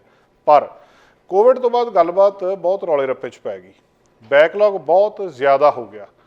ਜਿਹੜਾ ਕਿ ਨਵੰਬਰ ਦੇ ਵਿੱਚ ਕਮੇਟੀ ਬਣਾਈ ਸੀ ਕਿ ਕਿਸੇ ਨਾ ਕਿਸੇ ਤਰ੍ਹਾਂ ਮਤਲਬ ਖਾਸ ਕਮੇਟੀ ਬਣਾਉਣੀ ਪਈ ਸੀ ਲੋਸਟ ਲਗੇਜ ਦਾ ਸਾਹਮਣਾ ਕਰਨ ਦੇ ਲਈ, ਔਰ ਜਿਹੜੀਆਂ 30,000 ਤੋਂ ਲੈ ਕੇ ਜਿਹੜੀਆਂ ਮਤਲਬ ਉਹ ਜਿਹੜੀ 30,000 18,000 ਤੋਂ ਲੈ ਕੇ 30,000 ਤੱਕ ਕੇ ਪਿਛਲੇ ਸਮਰ ਦੇ ਵਿੱਚ ਨੰਬਰ ਪਹੁੰਚ ਗਿਆ ਸੀ। ਸੋ ਹੁਣ ਜਿਹੜਾ ਇਸ ਵੇਲੇ ਜੋ ਕੁਛ ਹੋ ਰਿਹਾ ਏਜੰਸੀ ਨੇ ਇਹ ਕਿਹਾ ਕਿ ਅਸੀਂ ਨਵੇਂ ਰੂਲ ਵੀ ਦੇ ਰਹੇ ਹਾਂ ਏਅਰਲਾਈਨ ਨੂੰ ਕਿ ਉਹ ਕਿਸ ਤਰ੍ਹਾਂ ਪੈਸੰਜਰਸ ਦੇ ਨਾਲ ਡੀਲ ਕਰਨ, ਜੇ ਕੋਈ ਡਿਲੇ ਹੁੰਦੀ ਆ ਜਾਂ ਕੈਂਸਲ ਹੁੰਦੀ ਆ ਤਾਂ ਜਿਹੜੀਆਂ ਪਰ ਉਹਨਾਂ ਨੂੰ ਫਿਰ ਇਹਦੇ ਤੋਂ ਬਾਅਦ ਵੀ 10,000 ਹੋਰ ਐਡੀਸ਼ਨਲ ਕੰਪਲੇਂਟਸ ਆ ਗਈਆਂ। ਟਰੈਵਲਰਸ ਦੇ ਆਪਣੇ ਰਾਈਟ ਆ, ਇੱਕ ਬੰਦੇ ਨੇ ਜੇ ਟਿਕਟ ਖਰੀਦੀ ਹੈ ਉਹਨੂੰ ਨਹੀਂ ਲੈ ਕੇ ਜਾ ਰਿਹਾ ਕੋਈ ਤਾਂ ਉਹਦੇ ਕੋਲੇ ਰਾਈਟ ਆ ਕਿ ਉਹ ਇਹਦਾ ਕੁਛ ਨਾ ਕੁਛ ਕਰੂਗਾ। ਜਿਹੜੇ ਟਰਾਂਸਪੋਰਟ ਮਿਨਿਸਟਰ ਨੇ ਸਾਡੇ ਉਮਰ ਅਲ ਗਾਬਰਾ, ਉਹ ਵੀ ਇਸ ਗੱਲ ਦੇ ਨਾਲ ਸਹਿਮਤ ਨੇ। ਉਹਨਾਂ ਨੇ ਅੱਜ ਮੰਗਲਵਾਰ ਨੂੰ ਇਹ ਸਟੇਟਮੈਂਟ ਵੀ ਦਿੱਤੀ ਹੈ ਤੇ ਨਾਲ ਹੀ ਇਹ ਅਨਾਊਂਸਮੈਂਟ ਕੀਤਾ ਹੈ ਕਿ ਇਹ ਹੈਲਪ ਏਜੰਸੀ ਨੂੰ ਦਿੱਤੀ ਜਾ ਰਹੀ ਹੈ ਵੀ ਤਾਂ ਕਿ ਰਿਸੋਰਸਿਸ ਹੋਰ ਇਕੱਠੇ ਕਰੇ ਤੇ ਜਿਹੜੀਆਂ ਕੰਪਲੇਂਟਸ ਹੈਗੀਆਂ ਉਹਨਾਂ ਨੂੰ ਟਾਈਮਲੀ ਖਤਮ ਕਰੇ। ਅਲਗਾਬਰਾ ਨੇ ਇਹ ਵੀ ਗੱਲਬਾਤ ਕਹੀ ਆ ਕਿ ਜਿਹੜੀ ਇਨਫੋਰਮੇਸ਼ਨ ਇਸ ਵੇਲੇ ਸੁਜੈਸਟ ਕਰ ਰਹੀ ਆ ਕਿ ਕੰਪਲੇਂਟਸ ਜਿਹੜੀਆਂ ਰੈਜ਼ੋਲੂਸ਼ਨ ਦੇ ਲਈ ਵੇਟ ਕਰ ਰਹੀਆਂ 42,000 ਤੱਕ ਪਹੁੰਚ ਚੁੱਕੀਆਂ ਆ। ਸੋ ਉਹਦੇ ਲਈ ਹੁਣ ਇਹ ਨਹੀਂ ਹੈ ਕਿ ਜਿਹੜਾ ਇਹਨਾਂ ਨੇ ਇੰਨੇ $1 ਮਿਲੀਅਨ ਰੱਖਿਆ ਇਹਨਾਂ ਲੋਕਾਂ ਨੂੰ ਦੇ ਦੇਣਾ, ਸਗੋਂ ਰਿਸੋਰਸ ਪੈਦਾ ਕਰਨੇ ਜਿਹਦੇ ਨਾਲ ਇਹਨਾਂ ਦੀਆਂ ਕੰਪਲੇਂਟਸ ਦਾ ਹੱਲ ਹੋ ਸਕੇ। ਕੋਵਿਡ-19 ਤੋਂ ਬਾਅਦ ਜੋ ਕੁਛ ਇਹ ਵਾਪਰਿਆ ਹੈ ਤੇ ਲਗਭਗ $76 ਮਿਲੀਅਨ ਇਸ ਵੇਲੇ ਦਿੱਤਾ ਜਾ ਰਿਹਾ ਔਰ 70% CTA ਦੀ ਕਰੰਟ ਬਜਟ ਆ ਜਿਹੜਾ ਡੀਲ ਕਰ ਰਿਹਾ 에ਅਰ ਪੈਸੰਜਰ ਦੀਆਂ ਇਹਨਾਂ ਕੰਪਲੇਂਟਸ ਦੇ ਨਾਲ। ਫੈਡਰਲ ਸਰਕਾਰ ਨੇ ਇਹ ਵੀ ਐਕਸਪਲੇਨ ਕੀਤਾ ਹੈ ਕਿ ਨਵੀਂ ਫੰਡਿੰਗ ਅਲਾਉ ਕਰੂਗੀ ਏਜੰਸੀ ਨੂੰ ਕਿ ਨਵੇਂ ਬੰਦੇ ਰੱਖੋ, ਹੋਰ ਬੰਦੇ ਰੱਖੋ, EMPLOYE ਜ਼ਿਆਦਾ ਰੱਖੋ ਤੇ ਕਿਸੇ ਨਾ ਕਿਸੇ ਤਰ੍ਹਾਂ ਕਰਕੇ ਇਹ ਬੈਕਲੌਗ ਘਟਾਇਆ ਜਾਵੇ। ਲਿਬਰਲ ਸਰਕਾਰ ਇਹਦੇ ਉੱਤੇ ਰਿਫਾਰਮਸ ਦੇ ਉੱਤੇ ਕੰਮ ਕਰ ਰਹੀ ਹੈ 에ਅਰ ਪੈਸੰਜਰ ਪ੍ਰੋਟੈਕਸ਼ਨ ਰੈਗੂਲੇਸ਼ਨ ਦੇ ਉੱਤੇ, ਤੇ ਇਹ ਵੀ ਕਹਿ ਰਹੇ ਆ ਕਿ ਪੈਸੰਜਰ ਰਾਈਟਸ ਨੂੰ ਅਸੀਂ ਇਨਸ਼ੋਰ ਕਰ ਰਹੇ ਹਾਂ ਤੇ ਕਿਸੇ ਨਾ ਕਿਸੇ ਤਰ੍ਹਾਂ ਹਰ ਹੀਲੇ ਇਹਨਾਂ ਦਾ ਅਸੀਂ ਪ੍ਰਬੰਧ ਕਰਾਂਗੇ, ਇਹਨਾਂ ਦੀ ਸਮੱਸਿਆਵਾਂ ਦਾ ਹੱਲ ਕਰਾਂਗੇ। ਕੰਪਲੇਂਟਸ ਜਿੱਦਾਂ ਸਮਾਂ ਵੱਧਦਾ ਘਟਣ ਦੇ ਨਾਲ ਵਧੀਆਂ ਜਾ ਰਹੀਆਂ। ਕੱਲ੍ਹ ਵੀ ਆਪਾਂ ਖਬਰ ਕੀਤੀ ਸੀ ਫਲੇਅਰ 에ਅਰਲਾਈਨ ਦਾ ਇੱਥੇ ਜਿਹੜਾ ਲੋਕਲ ਰੌਲਾ ਪਿਆ ਆ, ਉਹਨਾਂ ਦੇ ਜਹਾਜ਼ ਹੀ ਉਹਨਾਂ ਕੋਲੋਂ ਦਿੱਤੀ ਨਹੀਂ ਗਈ ਉਹ ਜਿਹੜੀ ਲੀਜ਼ ਆ, ਤੇ ਜਹਾਜ਼ ਹੀ 4 ਉਹਨਾਂ ਨੇ ਰੱਖ ਲਏ ਆ ਤੇ ਹੁਣ ਫਲਾਈਟਾਂ ਕੈਂਸਲ ਹੋ ਰਹੀਆਂ। ਪਿਛਲੇ ਵੀਕਐਂਡ ਦੇ ਉੱਤੇ ਵੀ ਕਈ ਫਲਾਈਟਾਂ ਕੈਂਸਲ ਹੋਈਆਂ। ਸਸਤੀ ਉਹ ਟਿਕਟ ਬਹੁਤ ਹੁੰਦੀ ਆ ਪਰ ਉਹਦਾ ਇਹ ਨਹੀਂ ਪਤਾ ਹੁੰਦਾ ਵੀ ਪਹੁੰਚਣੀ ਆ ਪਿਛਲੇ ਦਿਨਾਂ ਦੇ ਵਿੱਚ ਕਿ ਨਹੀਂ ਪਹੁੰਚਣੀ ਜਾਂ ਚੱਲਣੀ। ਉਹਨਾਂ ਨੇ ਕੈਂਸਲ ਹੀ ਕਰ ਦਿੱਤੀ। ਉਹ ਕਹਿੰਦੇ ਅਸੀਂ ਜਾਣਾ ਹੀ ਨਹੀਂ, ਸਾਡੇ ਕੋਲ ਜਹਾਜ਼ ਹੀ ਹੈ ਨਹੀਂਗੇ। ਮੇਨਟੇਨੈਂਸ ਇਸ਼ੂ ਉਹਨਾਂ ਨੇ ਇਹਦਾ ਕਾਰਨ ਦੱਸਿਆ ਤੇ ਉਹ ਸਾਰੀਆਂ ਕੰਪਲੇਂਟਸ ਵੀ ਕਿਤੇ ਨਾ ਕਿਤੇ ਫਿਰ ਐਡ ਅਪ ਹੋ ਜਾਂਦੀਆਂ। ਤੇ ਇੱਦਾਂ ਦੀਆਂ ਸਾਰੀਆਂ ਸਮੱਸਿਆਵਾਂ ਦਾ ਹੱਲ ਕਰਨ ਦੇ ਲਈ ਸਰਕਾਰ ਨੇ ਸਪੈਸ਼ਲ ਗ੍ਰਾਂਟ ਦਿੱਤੀ ਆ ਤੇ ਇਸ ਗ੍ਰਾਂਟ ਦੇ ਨਾਲ ਲੱਗਦਾ ਹੈ ਕਿ ਜਿਹੜੀਆਂ ਲੰਬੇ ਸਮੇਂ ਦੀਆਂ ਇਹ ਜਿਹੜੀਆਂ ਕੰਪਲੇਂਟਸ ਪਈਆਂ ਉਹਨਾਂ ਦਾ ਕੋਈ ਨਾ ਕੋਈ ਹੱਲ ਜ਼ਰੂਰ ਨਿਕਲੂਗਾ। ਅਗਲੀ ਗੱਲਬਾਤ ਅਲਬਰਟਾ ਦੇ ਬਾਰੇ ਆ। ਅਲਬਰਟਾ ਦੇ ਵਿੱਚ ਜਿਹੜੀ ਦੁਨੀਆ ਦੀ ਬਹੁਤ ਲੀਡਿੰਗ ਇੱਕ ਫ੍ਰੈਂਚ ਫਰਾਈ ਮੇਕਰਸ ਨੇ ਜਿਹੜੇ ਸਭ ਤੋਂ ਜ਼ਿਆਦਾ ਇਨਵੈਸਟਮੈਂਟ ਉਹਨਾਂ ਦੀ ਹਿਸਟਰੀ ਦੀ ਇੱਥੇ ਕਰਨ ਲੱਗੇ ਆ। ਮਕੇਨ ਫੂਡਸ ਨੇ ਇਹਨਾਂ ਦਾ ਨਾਂ। ਅਲਬਰਟਾ ਦੇ ਵਿੱਚ ਇਨਵੈਸਟਮੈਂਟ ਹੋਣੀ ਹੈ। ਮਕੇਨ ਫੂਡਸ ਨੇ ਜਿਹੜਾ ਅਨਾਊਂਸ ਕੀਤਾ ਹੈ ਕਿ ਇਹਨਾਂ ਦੀ ਪਲਾਨ ਕੱਲ੍ਹ ਅਨਾਊਂਸਮੈਂਟ ਕੀਤੀ ਹੈ, ਇਹਨਾਂ ਨੇ $600 ਮਿਲੀਅਨ ਦੀ ਐਕਸਪੈਂਸ਼ਨ ਜਿਹੜੀ ਪੋਟੈਟੋ ਪ੍ਰੋਸੈਸਿੰਗ ਫੈਸਿਲਿਟੀ ਹੈ ਸਦਰਨ ਅਲਬਰਟਾ ਦੇ ਵਿੱਚ ਕੀਤੀ ਜਾਣੀ ਹੈ ਔਰ 260 ਨਵੀਆਂ ਨੌਕਰੀਆਂ ਇੱਥੇ ਨਿਕਲਣਗੀਆਂ ਤੇ ਹੋਰ ਵੀ ਕੰਮਕਾਰ ਬਹੁਤ ਪੈਦਾ ਹੋਣਗੇ। ਜਿਹੜੇ ਮਕੇਨ ਨੇ ਇਹਨਾਂ ਦੀਆਂ 4 ਜਿਹੜੀਆਂ ਫਰਾਈਜ਼ ਹੈਗੀਆਂ ਰੋਜ਼ ਜਿਹੜੀਆਂ ਦੁਨੀਆ ਦੇ ਵਿੱਚ ਮਤਲਬ 4 ਦੇ ਵਿੱਚੋਂ 1 ਫਰਾਈ ਮਕੇਨ ਦੀ ਹੁੰਦੀ ਹੈ ਦੁਨੀਆ ਦੇ ਵਿੱਚ ਜਿੱਥੇ ਕਿਤੇ ਵੀ। ਜਿੰਨੀਆਂ ਆਹ ਮੈਕਡੋਨਲਡ A&W ਦੂਜੇ ਤੀਜੇ ਜਿੰਨੀਆਂ ਵੀ ਫਰੈਂਚ ਫਰਾਈਜ਼ ਜਿੱਥੇ ਵੀ ਬਣਦੀਆਂ, ਜੇਕਰ 4 ਦੁਨੀਆ ਦੇ ਵਿੱਚ ਫਰਾਈਜ਼ ਖਾਧੀਆਂ ਜਾ ਰਹੀਆਂ ਤਾਂ ਉਹਦੇ ਵਿੱਚੋਂ 1 ਫਰਾਈ ਮਕੇਨ ਦੀ ਬਣੀ ਖਾਧੀ ਜਾ ਰਹੀ ਹੁੰਦੀ ਹੈ। ਇੰਨੀਆਂ ਮਸ਼ਹੂਰ ਨੇ ਇਹ। ਤੇ ਹੁਣ ਇੱਕ ਵੱਡੀ ਦੁਨੀਆ ਦੀ ਕੰਪਨੀ ਆ ਤੇ ਅਲਬਰਟਾ ਨੂੰ ਇਹਨਾਂ ਨੇ ਖਾਸ ਕਰਕੇ ਚੂਜ਼ ਕੀਤਾ ਕਿ ਇੱਥੇ ਅਸੀਂ ਆਪਣੀ ਐਕਸਪੈਂਸ਼ਨ ਕਰਨੀ ਹੈ ਔਰ ਐਕਸਪੈਂਸ਼ਨ ਵੀ 600 ਮਿਲੀਅਨ ਦੀ। ਤੇ ਜੇ 600 ਮਿਲੀਅਨ ਦੀ ਐਕਸਪੈਂਸ਼ਨ ਹੁੰਦੀ ਹੈ ਤਾਂ ਕੁਦਰਤੀ ਉੱਥੋਂ ਦੀ ਮਾਰਕੀਟ ਨੂੰ ਵੀ ਬਹੁਤ ਵੱਡਾ ਹਲਾਰਾ ਮਿਲੂਗਾ, ਕੰਮਕਾਰ ਵੀ ਖੁੱਲ੍ਹਣਗੇ, ਹੋਰ ਬਹੁਤ ਕੁਝ ਹੋਊਗਾ। ਤੇ ਉਹ ਕਹਿੰਦੇ ਸਾਡਾ ਜਿਹੜੀ ਫੂਡ ਪ੍ਰੋਡਕਸ਼ਨ ਆ ਇਸ ਆਪਣੇ ਜਿਹੜਾ ਘਰ ਦੇ ਵਿੱਚ ਇੱਥੇ ਸਾਨੂੰ ਜ਼ਿਆਦਾ ਯਕੀਨ ਆ ਇਸ ਥਾਂ ਦੇ ਉੱਤੇ। ਸੋ ਨਿਊ ਬਰੰਸਵਿਕ ਬੇਸਡ ਇਹ ਕੰਪਨੀ ਆ ਤੇ ਇਹ 160 ਦੇਸ਼ਾਂ ਦੇ ਵਿੱਚ ਆਪਰੇਟ ਕਰਦੀ ਆ ਤੇ ਕੈਨੇਡਾ ਦੇ ਵਿੱਚ ਇਹਨਾਂ ਦੀ ਸਟੇਬਿਲਿਟੀ ਕਾਫੀ ਜ਼ਿਆਦਾ ਆ। ਹਾਲਾਂਕਿ ਜਿਹੜੇ ਦੁਨੀਆ ਦੇ ਕਈ ਹਿੱਸਿਆਂ ਦੇ ਵਿੱਚ ਜਿੱਥੇ ਜਿਹੜੀ ਕਹਿ ਲਓ ਤੁਸੀਂ ਜੀਓਪੋਲੀਟੀਕਲ ਅਨਸਰਟਨਟੀ ਆ ਉਹ ਵੀ ਬਣੀ ਹੋਈ ਆ, ਪਰ ਫਿਰ ਵੀ ਇਹ ਐਕਸਪੈਂਡ ਕਰ ਰਹੇ ਆ। ਤੇ ਇਹਦੇ ਨਾਲ ਉਹ ਕਹਿੰਦੇ ਜਿਹੜੀ ਅਲਬਰਟਾ ਦੇ ਵਿੱਚ ਆ ਫਾਰਮਰਸ ਨੂੰ ਇਨਕਰੇਜ ਕਰੂਗੀ ਕਿਉਂਕਿ ਜਿੰਨੇ ਇੱਥੇ ਪੋਟੈਟੋ ਆ ਆਲੂ ਆ ਉਹ ਜਿੰਨੇ ਜ਼ਿਆਦਾ ਹੋਣਗੇ ਐਗਰੀਕਲਚਰ ਇੰਡਸਟਰੀ ਇੱਥੋਂ ਗਰੋ ਕਰੂਗੀ। ਫਿਰ ਉਹਦਾ ਸਾਂਭ ਸੰਭਾਲ, ਫਿਰ ਜਿਹੜੀਆਂ ਫਰੈਂਚ ਫਰਾਈਜ਼ ਆਮ ਤੌਰ ਦੇ ਉੱਤੇ ਜਿਹੜੀਆਂ ਡਿਮਾਂਡ ਆ ਇਹਦੀ ਫਰੈਂਚ ਫਰਾਈਜ਼ ਦੀ ਆਮ ਤੌਰ ਦੇ ਉੱਤੇ 2 ਤੋਂ 3% ਸਾਲਾਨਾ ਗਰੋ ਹੋ ਰਹੀ ਆ। ਤੇ ਸੇਲ ਜਿਹੜੀ ਇਹਦੀ ਰੈਸਟੋਰੈਂਟਸ ਨੂੰ, ਸ਼ਾਪਰਸ ਨੂੰ ਜਿਹੜੇ ਫਰੋਜ਼ਨ ਫੂਡ ਖਰੀਦਦੇ ਆ, ਗਰੋਸਰੀ ਸਟੋਰ ਉੱਥੇ ਲਗਾਤਾਰ ਵੱਧ ਰਹੀ ਹੈ ਔਰ ਫਾਸਟਰ ਪੇਸ ਦੇ ਉੱਤੇ ਜਾ ਰਹੀ ਹੈ।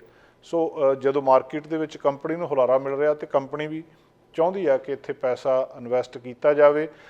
ਇਹਨਾਂ ਦੀਆਂ ਜਿਹੜੀਆਂ ਫੈਮਿਲੀ ਕੰਟਰੋਲਡ ਮਕੇਨ ਦੀਆਂ 51 ਪ੍ਰੋਡਕਸ਼ਨ ਫੈਸਿਲਿਟੀਜ਼ ਨੇ ਪੂਰੀ ਦੁਨੀਆ ਦੇ ਵਿੱਚ, ਆਲਮੋਸਟ ਜਿਨ੍ਹਾਂ ਦੇ ਵਿੱਚ ਸਾਰੀਆਂ ਦੀਆਂ ਸਾਰੀਆਂ ਰੂਰਲ ਕਮਿਊਨਿਟੀਜ਼ ਦੇ ਵਿੱਚ ਆ।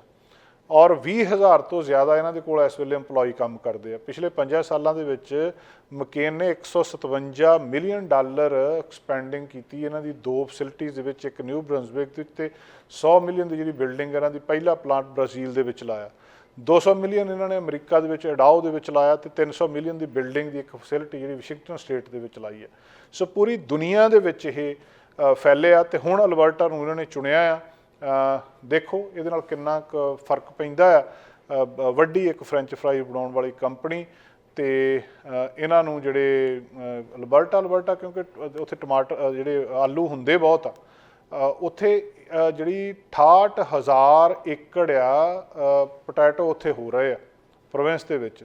3rd ਲਾਰਜੈਸਟ ਪ੍ਰੋਡਿਊਸਰ ਕ੍ਰੌਪ ਆ ਇਹ। ਸਭ ਤੋਂ ਪਹਿਲਾਂ ਪ੍ਰਿੰਸ ਐਡਵਰਡ ਆਈਲੈਂਡ ਦੇ ਵਿੱਚ 85,000 ਏਕੜ ਆ, ਤੇ ਮੈਨੀਟੋਬਾ ਦੇ ਵਿੱਚ 79,000 ਏਕੜ ਆ। ਸੋ ਇਹਦੇ ਨਾਲ ਫਾਰਮਿੰਗ ਨੂੰ ਇੱਥੇ ਆਲੂਆਂ ਦੀ ਖੇਤੀ ਨੂੰ ਤੇ ਹੋਰ ਚੀਜ਼ਾਂ ਨੂੰ ਵੀ ਫਾਇਦਾ ਕੁਦਰਤੀ ਤੌਰ ਦੇ ਉੱਤੇ ਵੱਡਾ ਹੋਊਗਾ। ਦੁਨੀਆ ਦੇ ਵੱਖ-ਵੱਖ ਥਾਵਾਂ ਦੇ ਉੱਤੇ ਪਲਾਂਟ ਲੱਗ ਰਹੇ ਆ ਇਸ ਵੇਲੇ। ਜਦੋਂ ਅਲਬਰਟਾ ਆਪਣੇ ਉਸ ਫੇਜ਼ ਦੇ ਉੱਤੇ ਆ ਜਦੋਂ ਇਹ ਲੋਕਾਂ ਨੂੰ ਇੱਥੇ ਸੱਦ ਰਿਹਾ, ਕਾਮਿਆਂ ਨੂੰ ਇੱਥੇ ਸੱਦ ਰਿਹਾ, ਤੇ ਇੱਥੇ ਜਿਹੜੇ ਵਰਕਰ ਆ ਉਹ ਆਉਣਗੇ, ਤੇ ਇੱਥੇ ਕੰਮਾਂ ਕਾਰਾਂ ਨੂੰ ਇਨਵੈਸਟ ਕਰਨ ਵਾਲੇ ਲੋਕ ਵੀ ਇੱਥੇ ਹੋਰ ਜ਼ਿਆਦਾ ਉਤਸ਼ਾਹਿਤ ਹੋ ਰਹੇ ਆ। ਜਿਹੜੀ ਅਲਬਰਟਾ ਕਾਲਿੰਗ ਕੈਂਪੇਨ ਚੱਲ ਰਹੀ ਆ ਉਹਦੇ ਤਹਿਤ ਵੀ ਇੱਕ ਅਲਬਰਟਾ ਦੇ ਲਈ ਆਪਣੇ ਆਪ ਦੇ ਵਿੱਚ ਉੱਥੇ ਦੀ ਇਕੋਨਮੀ ਦੇ ਲਈ ਵੱਡਾ ਹੁਲਾਰਾ ਦੱਸਿਆ ਜਾ ਰਿਹਾ। ਅਗਲੀ ਗੱਲਬਾਤ ਦੋਸਤੋ ਰੀਅਲ ਸਟੇਟ ਮਾਰਕੀਟ ਦੇ ਬਾਰੇ। BC ਦੇ ਵਿੱਚ ਜਿਹੜੀ ਰੀਅਲ ਸਟੇਟ ਮਾਰਕੀਟ ਆ ਹੌਲੀ ਹੌਲੀ ਪੈਰਾਂ ਸਿਰ ਹੋ ਰਹੀ ਆ। ਜਿਹੜਾ BC ਰੀਅਲ ਸਟੇਟ ਐਸੋਸੀਏਸ਼ਨ ਨੇ ਦੱਸਿਆ ਆ ਕਿ ਜਿਹੜੇ 4700 ਰੈਜ਼ੀਡੈਂਸ਼ੀਅਲ ਯੂਨਿਟ ਸੇਲ ਰਿਕਾਰਡ ਕੀਤੀ ਆ MLS ਦੇ ਉੱਤੇ, ਮਲਟੀਪਲ ਲਿਸਟਿੰਗ ਸਰਵਿਸਿਜ਼ ਦੇ ਉੱਤੇ ਪਿਛਲੇ ਮਹੀਨੇ, ਜਿਹੜੀ ਕਿ ਫਰਵਰੀ ਪਿਛਲੇ ਸਾਲ ਦੇ ਮੁਕਾਬਲੇ ਜੇਕਰ ਉਹਦਾ ਮੁਕਾਬਲਾ ਕਰਨਾ ਹੋਵੇ ਪਿਛਲੇ ਸਾਲ ਦੇ ਨਾਲ, ਫਿਰ ਤਾਂ ਡਾਊਨ ਆ 46.5% ਜਿਹੜੀ ਉਹ ਘੱਟ ਹੈਗੀ ਆ। ਪਰ ਜਦੋਂ ਇਹਨੂੰ ਤੁਸੀਂ ਦੂਜੀਆਂ ਥਾਵਾਂ ਦੇ ਨਾਲ ਦੇਖਦੇ ਆ ਇਸ ਵੇਲੇ ਦੇ ਪਿਛਲੇ ਮਹੀਨਿਆਂ ਦੇ ਨਾਲ, ਤਾਂ ਮਾਰਕੀਟ ਥੋੜ੍ਹੀ ਜਿਹੀ ਹਿਲਜੁਲ ਨਜ਼ਰ ਆ ਰਹੀ ਹੈ। ਰੀਅਲ ਸਟੇਟ ਮਾਰਕੀਟ ਪੀਕ ਦੇ ਉੱਤੇ ਸੀਗੀ ਫਰਵਰੀ 2022 ਦੇ ਵਿੱਚ, ਜਦੋਂ MLS ਲਿਸਟਿੰਗ ਜਿਹੜੀ ਆ ਪ੍ਰਾਈਸ ਆਮ ਤੌਰ ਦੇ ਉੱਤੇ ਉਸ ਵੇਲੇ 1.1 ਮਿਲੀਅਨ ਦੇ ਨੇੜੇ ਸੀਗਾ, ਐਸੋਸੀਏਸ਼ਨ ਜੋ ਕੁਝ ਕਹਿ ਰਹੀ ਹੈ। ਤੇ ਫਰਵਰੀ 2023 ਦੇ ਵਿੱਚ ਇਹ ਘਟ ਕੇ 14% ਘਟ ਕੇ ਜਿਹੜਾ 9,41,000 ਦੇ ਨੇੜੇ ਤੇੜੇ ਰਹਿ ਗਿਆ, 1.1 ਮਿਲੀਅਨ ਤੋਂ ਥੱਲੇ। ਸੋ ਇਹ ਫਰਕ ਤਾਂ ਜਿਹੜਾ ਮਾਰਕੀਟ ਦੇ ਵਿੱਚ ਪਿਆ ਹੀ ਆ। ਐਵਰੇਜ ਪ੍ਰਾਈਸ ਇਸ ਫਰਵਰੀ ਦੇ ਵਿੱਚ 8% ਜਿਹੜਾ ਜ਼ਿਆਦਾ ਗਿਆ ਜਨਵਰੀ ਨਾਲੋਂ, 8% ਜਿਹੜਾ ਹਾਈਐਸਟ ਲੈਵਲ ਕਿਹਾ ਜਾ ਸਕਦਾ ਜੁਲਾਈ 2020 ਤੋਂ ਬਾਅਦ ਜਦੋਂ ਉੱਤੇ ਵੱਲ ਨੂੰ ਗਿਆ। BC ਜਿਹੜੇ ਰੀਅਲ ਸਟੇਟ ਐਸੋਸੀਏਸ਼ਨ ਦਾ ਉਹਦੀ ਮੀਡੀਆ ਰਿਲੀਜ਼ ਦੇ ਦੱਸਣ ਅਨੁਸਾਰ। ਸੋ ਮਾਰਕੀਟ ਕਿਤੇ ਨਾ ਕਿਤੇ ਸਟੇਬਲ ਹੋ ਰਹੀ ਆ, ਤੇ ਇਹ ਵੀ ਦੱਸਿਆ ਜਾ ਰਿਹਾ ਆ ਕਿ ਜਿਹੜੇ ਜ਼ਿਆਦਾ ਸਿੰਗਲ ਡਿਟੈਚਡ ਹੋਮਸ ਨੇ ਉਹ ਮਾਰਕੀਟ ਦੇ ਵਿੱਚ ਆ ਰਹੇ ਆ ਹੁਣ ਲੋਅਰ ਮੇਨਲੈਂਡ ਦੇ ਵਿੱਚ ਜਨਵਰੀ ਦੇ ਵਿੱਚ। ਇਹਨਾਂ ਦੇ ਜਿਹੜੇ ਇਕੋਨੋਮਿਸਟ ਨੇ BCREA ਦੇ, ਉਹ ਦੱਸ ਰਿਹਾ ਹੈ ਕਿ ਅਰਲੀ ਸਾਈਨਸ ਹੈਗੇ ਆ ਇਹ ਹੋਮ ਸੇਲਸ ਦੇ ਵਿੱਚ ਕਿ ਕਿਸੇ ਨਾ ਕਿਸੇ ਤਰ੍ਹਾਂ ਇਹ ਮਾਰਕੀਟ ਦੇ ਵਿੱਚ ਠੀਕ ਠਾਕ ਹੋ ਜੂਗੀ। ਲੋਕਾਂ ਦੀ ਚਿੰਤਾ ਇਹ ਹੈ ਕਿ ਇਸ ਵੇਲੇ ਵਿਆਜ ਬਹੁਤ ਆ, ਤੇ ਘਰ ਲੈਣਾ ਔਖਾ ਬਹੁਤ ਹੋਇਆ, ਮੌਰਗੇਜ ਲਈ ਕੁਆਲੀਫਾਈ ਨਹੀਂ ਕਰ ਰਹੇ, ਤੇ ਦੂਜਾ ਇਹ ਹੈ ਵੀ ਉਹਦੀ ਜਿਹੜੀ ਪੇਮੈਂਟ ਹੀ ਇੰਨੀ ਬਣ ਰਹੀ ਹੈ ਕਿ ਲੋਕਾਂ ਕੋਲੋਂ ਦਿੱਤੀ ਨਹੀਂ ਜਾ ਰਹੀ। ਪਰ ਇਹਦੇ ਨਾਲ ਨਾਲ ਇਹ ਵੀ ਗੱਲ ਸੱਚ ਆ ਕਿ ਇਹਨਾਂ ਦਿਨਾਂ ਦੇ ਵਿੱਚ ਮਾਰਕੀਟ ਤੇਜ਼ ਵੀ ਹੋਣੀ ਸ਼ੁਰੂ ਹੋ ਜਾਂਦੀ, ਥੋੜ੍ਹੀ ਜਿਹੀ ਹਿਲਜੁਲ ਮਾਰਕੀਟ ਦੇ ਵਿੱਚ ਹੁੰਦੀ ਹੈ। ਤੇ ਦੂਜਾ ਇਹ ਆ ਵੀ ਜਿਨ੍ਹਾਂ ਨੇ ਘਰ ਲੈਣੇ ਆ ਉਹਨਾਂ ਨੇ ਲੈਣੇ ਹੀ ਆ। ਵੋਲਿਊਮ ਜਿਹੜਾ ਮਾਰਕੀਟ ਦੇ ਵਿੱਚ ਘਰਾਂ ਦੇ ਇਹਦਾ ਬਹੁਤ ਥੋੜ੍ਹਾ ਆ, ਪਰ ਇਹਦੇ ਨਾਲ ਨਾਲ ਹੀ ਜਿੱਦਾਂ ਇੰਟਰਸਟ ਰੇਟ ਵੱਧ ਰਹੇ ਆ, ਤੇ ਇਹ ਬੜਾ ਜਿਹੜਾ ਮਤਲਬ ਇਹ ਵੀ ਇੱਕ ਹੈਰਾਨੀ ਵਾਲੀ ਗੱਲ ਆ ਕਿ ਘਰਾਂ ਦੀਆਂ ਕੀਮਤਾਂ ਉਨੀਆਂ ਜ਼ਿਆਦਾ ਥੱਲੇ ਨਹੀਂ ਗਈਆਂ ਜਿੰਨੀਆਂ ਜਾਣੀਆਂ ਚਾਹੀਦੀਆਂ ਸੀ। ਇੰਟਰਸਟ ਰੇਟ ਬਹੁਤ ਇੰਪੋਰਟੈਂਟ ਫੈਕਟਰ ਹੈ, ਇੱਕ ਇੰਪੋਰਟੈਂਟ ਫੋਰਸ ਆ ਇਹਦੇ ਵਿੱਚ ਘਰਾਂ ਦੀਆਂ ਕੀਮਤਾਂ ਨੂੰ ਬਦਲਣ ਦੇ ਵਿੱਚ। ਪਿਛਲੇ 10-20 ਸਾਲਾਂ ਦੇ ਵਿੱਚ ਘਰਾਂ ਦੀ ਮਾਰਕੀਟ ਦਾ ਸੰਬੰਧ ਸਿੱਧਾ ਇੰਟਰਸਟ ਰੇਟ ਦੇ ਨਾਲ ਕਿਤੇ ਨਾ ਕਿਤੇ ਰਿਹਾ ਆ, ਤੇ ਜਿਹੜੇ ਹੋਮ ਓਨਰਸ ਆ ਉਹ ਇਹਦੇ ਲਈ ਰਿਲੈਕਟੈਂਟ ਰਹੇ ਆ ਸੇਲ ਦੇ ਲਈ। ਸੋ ਹੁਣ ਇਸ ਵੇਲੇ ਮਾਰਕੀਟ ਦੇ ਵਿੱਚ ਕਿਤੇ ਨਾ ਕਿਤੇ ਬਾਵਜੂਦ ਇੰਟਰਸਟ ਰੇਟ ਵਧਣ ਦੇ ਤਬਦੀਲੀ ਆਉਂਦੀ ਨਜ਼ਰ ਆ ਰਹੀ ਹੈ।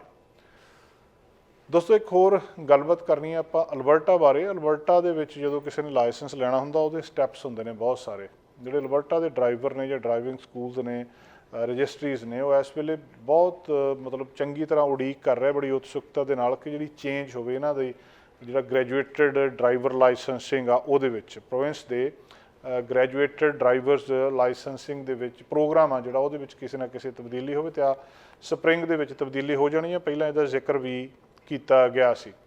ਇਸ ਚੇਂਜ ਦੇ ਤਹਿਤ ਜਿਹੜੇ ਅਲਬਰਟਾ ਦੇ ਡਰਾਈਵਰ ਨੇ ਜਿਨ੍ਹਾਂ ਦੇ ਕੋਲ ਇਹ GDL ਆ, ਜਿਹਨੂੰ ਆਪਾਂ ਕਹਿੰਦੇ ਆ ਗ੍ਰੈਜੂਏਟਡ ਡਰਾਈਵਿੰਗ ਲਾਇਸੈਂਸ ਆ, ਉਹਨਾਂ ਨੂੰ ਫਿਰ ਅੱਗਿਓਂ ਟੈਸਟ ਨਹੀਂ ਦੇਣਾ ਪਊਗਾ ਹੋਰ, ਜਿਹਦਾ ਕਿ $150 ਐਡਵਾਂਸ ਦੇਣਾ ਪੈਂਦਾ ਤੇ ਰੋਡ ਟੈਸਟ ਹੁੰਦਾ, ਤੇ ਫਿਰ ਉਹਨਾਂ ਨੂੰ ਫੁੱਲ ਜਿਹੜਾ ਕਲਾਸ 5 ਦਾ ਲਾਇਸੈਂਸ ਮਿਲ ਜਾਂਦਾ ਜਦੋਂ ਉਹ 2 ਸਾਲ ਦਾ ਪ੍ਰੋਬੇਸ਼ਨਰੀ ਪੀਰੀਅਡ ਲੰਘ ਜਾਂਦੇ ਆ। ਜੇਕਰ ਉਹਨਾਂ ਨੇ ਕੋਈ ਵੀ ਸਸਪੈਂਸ਼ਨ ਨਹੀਂ ਹੋਈ ਜਾਂ ਕੋਈ ਵਾਇਲੇਸ਼ਨ ਨਹੀਂ ਕੀਤੀ ਜਾਂ ਜਿਹੜਾ ਕੋਈ ਉਹਨਾਂ ਨੇ ਇੱਦਾਂ ਦੀ ਗੱਲਬਾਤ ਜਿਹਦੇ ਵਿੱਚ 12 ਮਹੀਨੇ ਤੋਂ ਜ਼ਿਆਦਾ ਪ੍ਰੋਸੀਡਿੰਗ ਹੋਵੇ ਨਾ ਹੋਈ ਹੋਵੇ।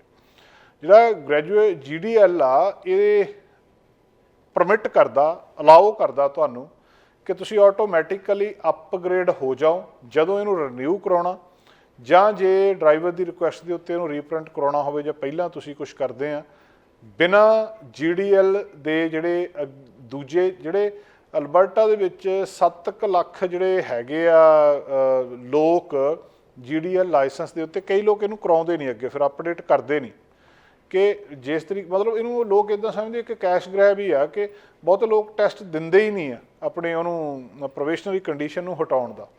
ਹੁੰਦਾ ਕੀ ਹੈ ਇਹਦੇ ਵਿੱਚ ਲਗਭਗ ਸਾਰਾ ਕੁਝ ਫੁੱਲ ਲਾਇਸੈਂਸ ਵਰਗੂ ਹੀ ਹੁੰਦਾ ਆ, ਪਰ ਕਈ ਵਾਰੀ ਤੁਸੀਂ ਜਦੋਂ ਕੋਈ ਕਾਰ ਰੈਂਟ ਕਰਨੀ ਆ ਉਸ ਵੇਲੇ ਕਿਤੇ ਨਾ ਕਿਤੇ ਦਿੱਕਤ ਆਉਂਦੀ ਆ ਵੀ ਜਿਹੜੀ ਕਲਾਸ 7 ਲਰਨਰ ਲਾਇਸੈਂਸ ਆ ਉਹਦਾ ਫਰਕ ਇਹਦੇ ਨਾਲ ਪੈਂਦਾ ਆ, ਪਰ ਉਹ ਲੋਕ ਜਿਹੜਾ ਬਹੁਤਾ ਬੌਦਰ ਨਹੀਂ ਕਰਦੇ ਇਸ ਚੀਜ਼ ਨੂੰ।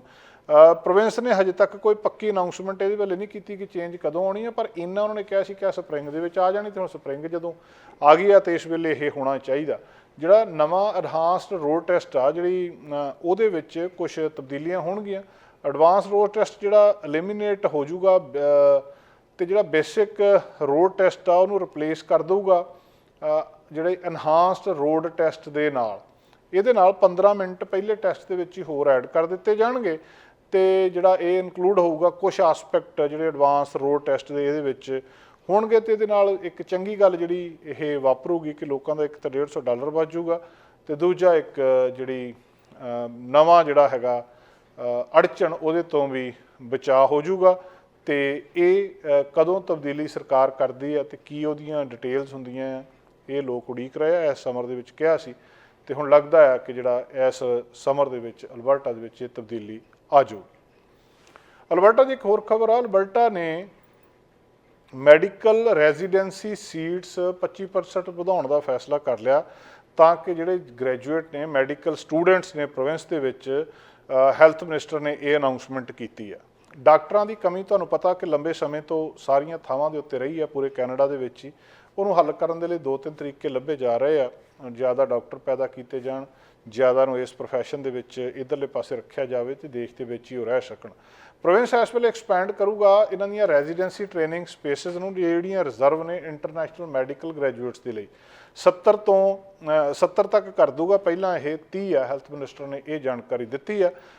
ਇਹ ਵੀ ਉਹਨਾਂ ਨੇ ਵਾਅਦਾ ਕੀਤਾ ਹੈ, ਜਿਹੜਾ ਪਹਿਲਾਂ ਇਹਨਾਂ ਨੇ ਕਿਹਾ ਸੀ ਕਿ ਪ੍ਰੋਵਿੰਸ਼ੀਅਲ ਬਜਟ ਜਿਹੜਾ ਹੈ ਉਹਦੇ ਵਿੱਚ 120 ਨਵੇਂ ਮੈਡੀਕਲ ਸਕੂਲ ਦੀਆਂ ਸੀਟਾਂ ਹੋਣਗੀਆਂ ਅਗਲੇ 3 ਸਾਲਾਂ ਦੇ ਵਿੱਚ, ਤੇ ਵੱਖ-ਵੱਖ ਯੂਨੀਵਰਸਿਟੀ ਜਿਹੜੀਆਂ ਯੂਨੀਵਰਸਿਟੀ ਆਫ ਅਲਬਰਟਾ ਜਾਂ ਯੂਨੀਵਰਸਿਟੀ ਆਫ ਕੈਲਗਰੀ ਆ ਉਹਦੇ ਵਿੱਚ ਇਹਨੂੰ ਵੰਡਿਆ ਜਾਊਗਾ। ਤੇ ਇੱਕ ਵਾਰੀ ਜਿਹੜੇ ਇਹ ਗ੍ਰੈਜੂਏਟ ਹੈਗੇ ਆ ਮੈਡੀਕਲ ਸਕੂਲ ਦੇ ਜਾਂ ਡਾਕਟਰਸ ਇਨ ਟ੍ਰੇਨਿੰਗ ਹੁੰਦੇ ਆਪਣਾ ਪੋਸਟ ਗ੍ਰੈਜੂਏਸ਼ਨ ਰੈਜ਼ੀਡੈਂਸੀ ਕੰਪਲੀਟ ਕਰਦੇ ਆ ਸਪੈਸ਼ਲਾਈਜ਼ ਏਰੀਆ ਦੇ ਵਿੱਚ, ਫੈਮਿਲੀ ਮੈਡੀਸਨ ਦੇ ਵਿੱਚ, ਸਾਈਕੈਟਰੀ ਦੇ ਵਿੱਚ ਜਾਂ ਕਾਰਡੀਓਲੋਜੀ ਦੇ ਵਿੱਚ, ਮਤਲਬ ਜਾਂ ਕਿਸੇ ਵੀ ਹੋਰ ਫੀਲਡ ਦੇ ਵਿੱਚ।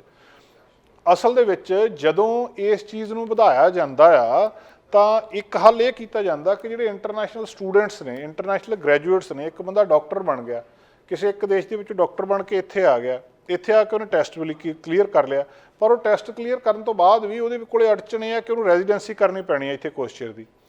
ਉਹ ਰੈਜ਼ੀਡੈਂਸੀ ਦੇ ਲਈ ਉਹਦੇ ਕੋਲ ਹੁਣ ਜਗ੍ਹਾ ਹੈ ਨਹੀਂ, ਤੇ ਉਹ ਰੈਜ਼ੀਡੈਂਸੀ ਦੀਆਂ ਸੀਟਾਂ ਸਰਕਾਰ ਕਹਿੰਦੀ ਅਸੀਂ ਵਧਾ ਦਿੰਦੇ ਹਾਂ।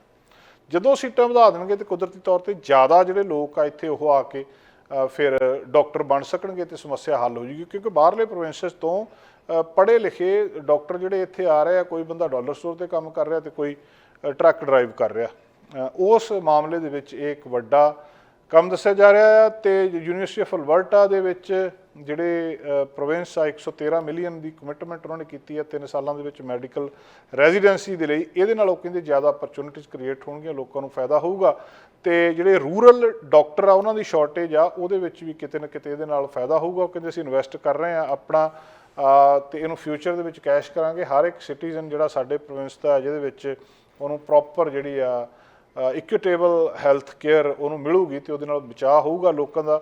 ਯੂਨੀਵਰਸਿਟੀ ਆਫ ਕੈਲਗਰੀ ਦੇ ਵਿੱਚ ਵੀ ਇਹੀ ਗੱਲ ਕਹੀ ਜਾ ਰਹੀ ਹੈ ਤੇ ਉਹ ਵੀ ਆਸਵੰਦ ਨੇ ਕਿ ਜਿਹਦੇ ਨਾਲ ਲੋਕਾਂ ਦਾ ਵੱਡਾ ਫਾਇਦਾ ਹੋਊਗਾ। ਤੇ ਜਿਹੜੇ ਅਲਬਰਟਾ ਦੇ ਵਿੱਚ, ਬਾਕੀ ਕੈਨੇਡਾ ਦੇ ਵਾਂਗ, ontario ਤੇ ਬ੍ਰਿਟਿਸ਼ ਕੋਲੰਬੀਆ ਦੇ ਵਾਂਗ ਹੀ ਅਲਬਰਟਾ ਦੇ ਵਿੱਚ ਲੋਕ ਵੀ ਬਹੁਤ ਜ਼ਿਆਦਾ ਫਰਸਟ੍ਰੇਟਡ ਨੇ ਕਿਉਂਕਿ ਫੈਮਿਲੀ ਡਾਕਟਰਸ ਹੈ ਨਹੀਂ, ਜਿਹੜੇ ਹੈਗੇ ਸੀ ਉਹ ਰਿਟਾਇਰ ਹੋ ਰਹੇ ਆ ਤੇ ਲੋਕ ਇਸ ਵੇਲੇ ਤਰਸੇ ਪਏ ਆ ਵੀ ਸਾਨੂੰ ਦਵਾਈ ਦੇਣ ਦੇ ਲਈ ਕੋਈ ਡਾਕਟਰ ਮਿਲ ਜਾਵੇ।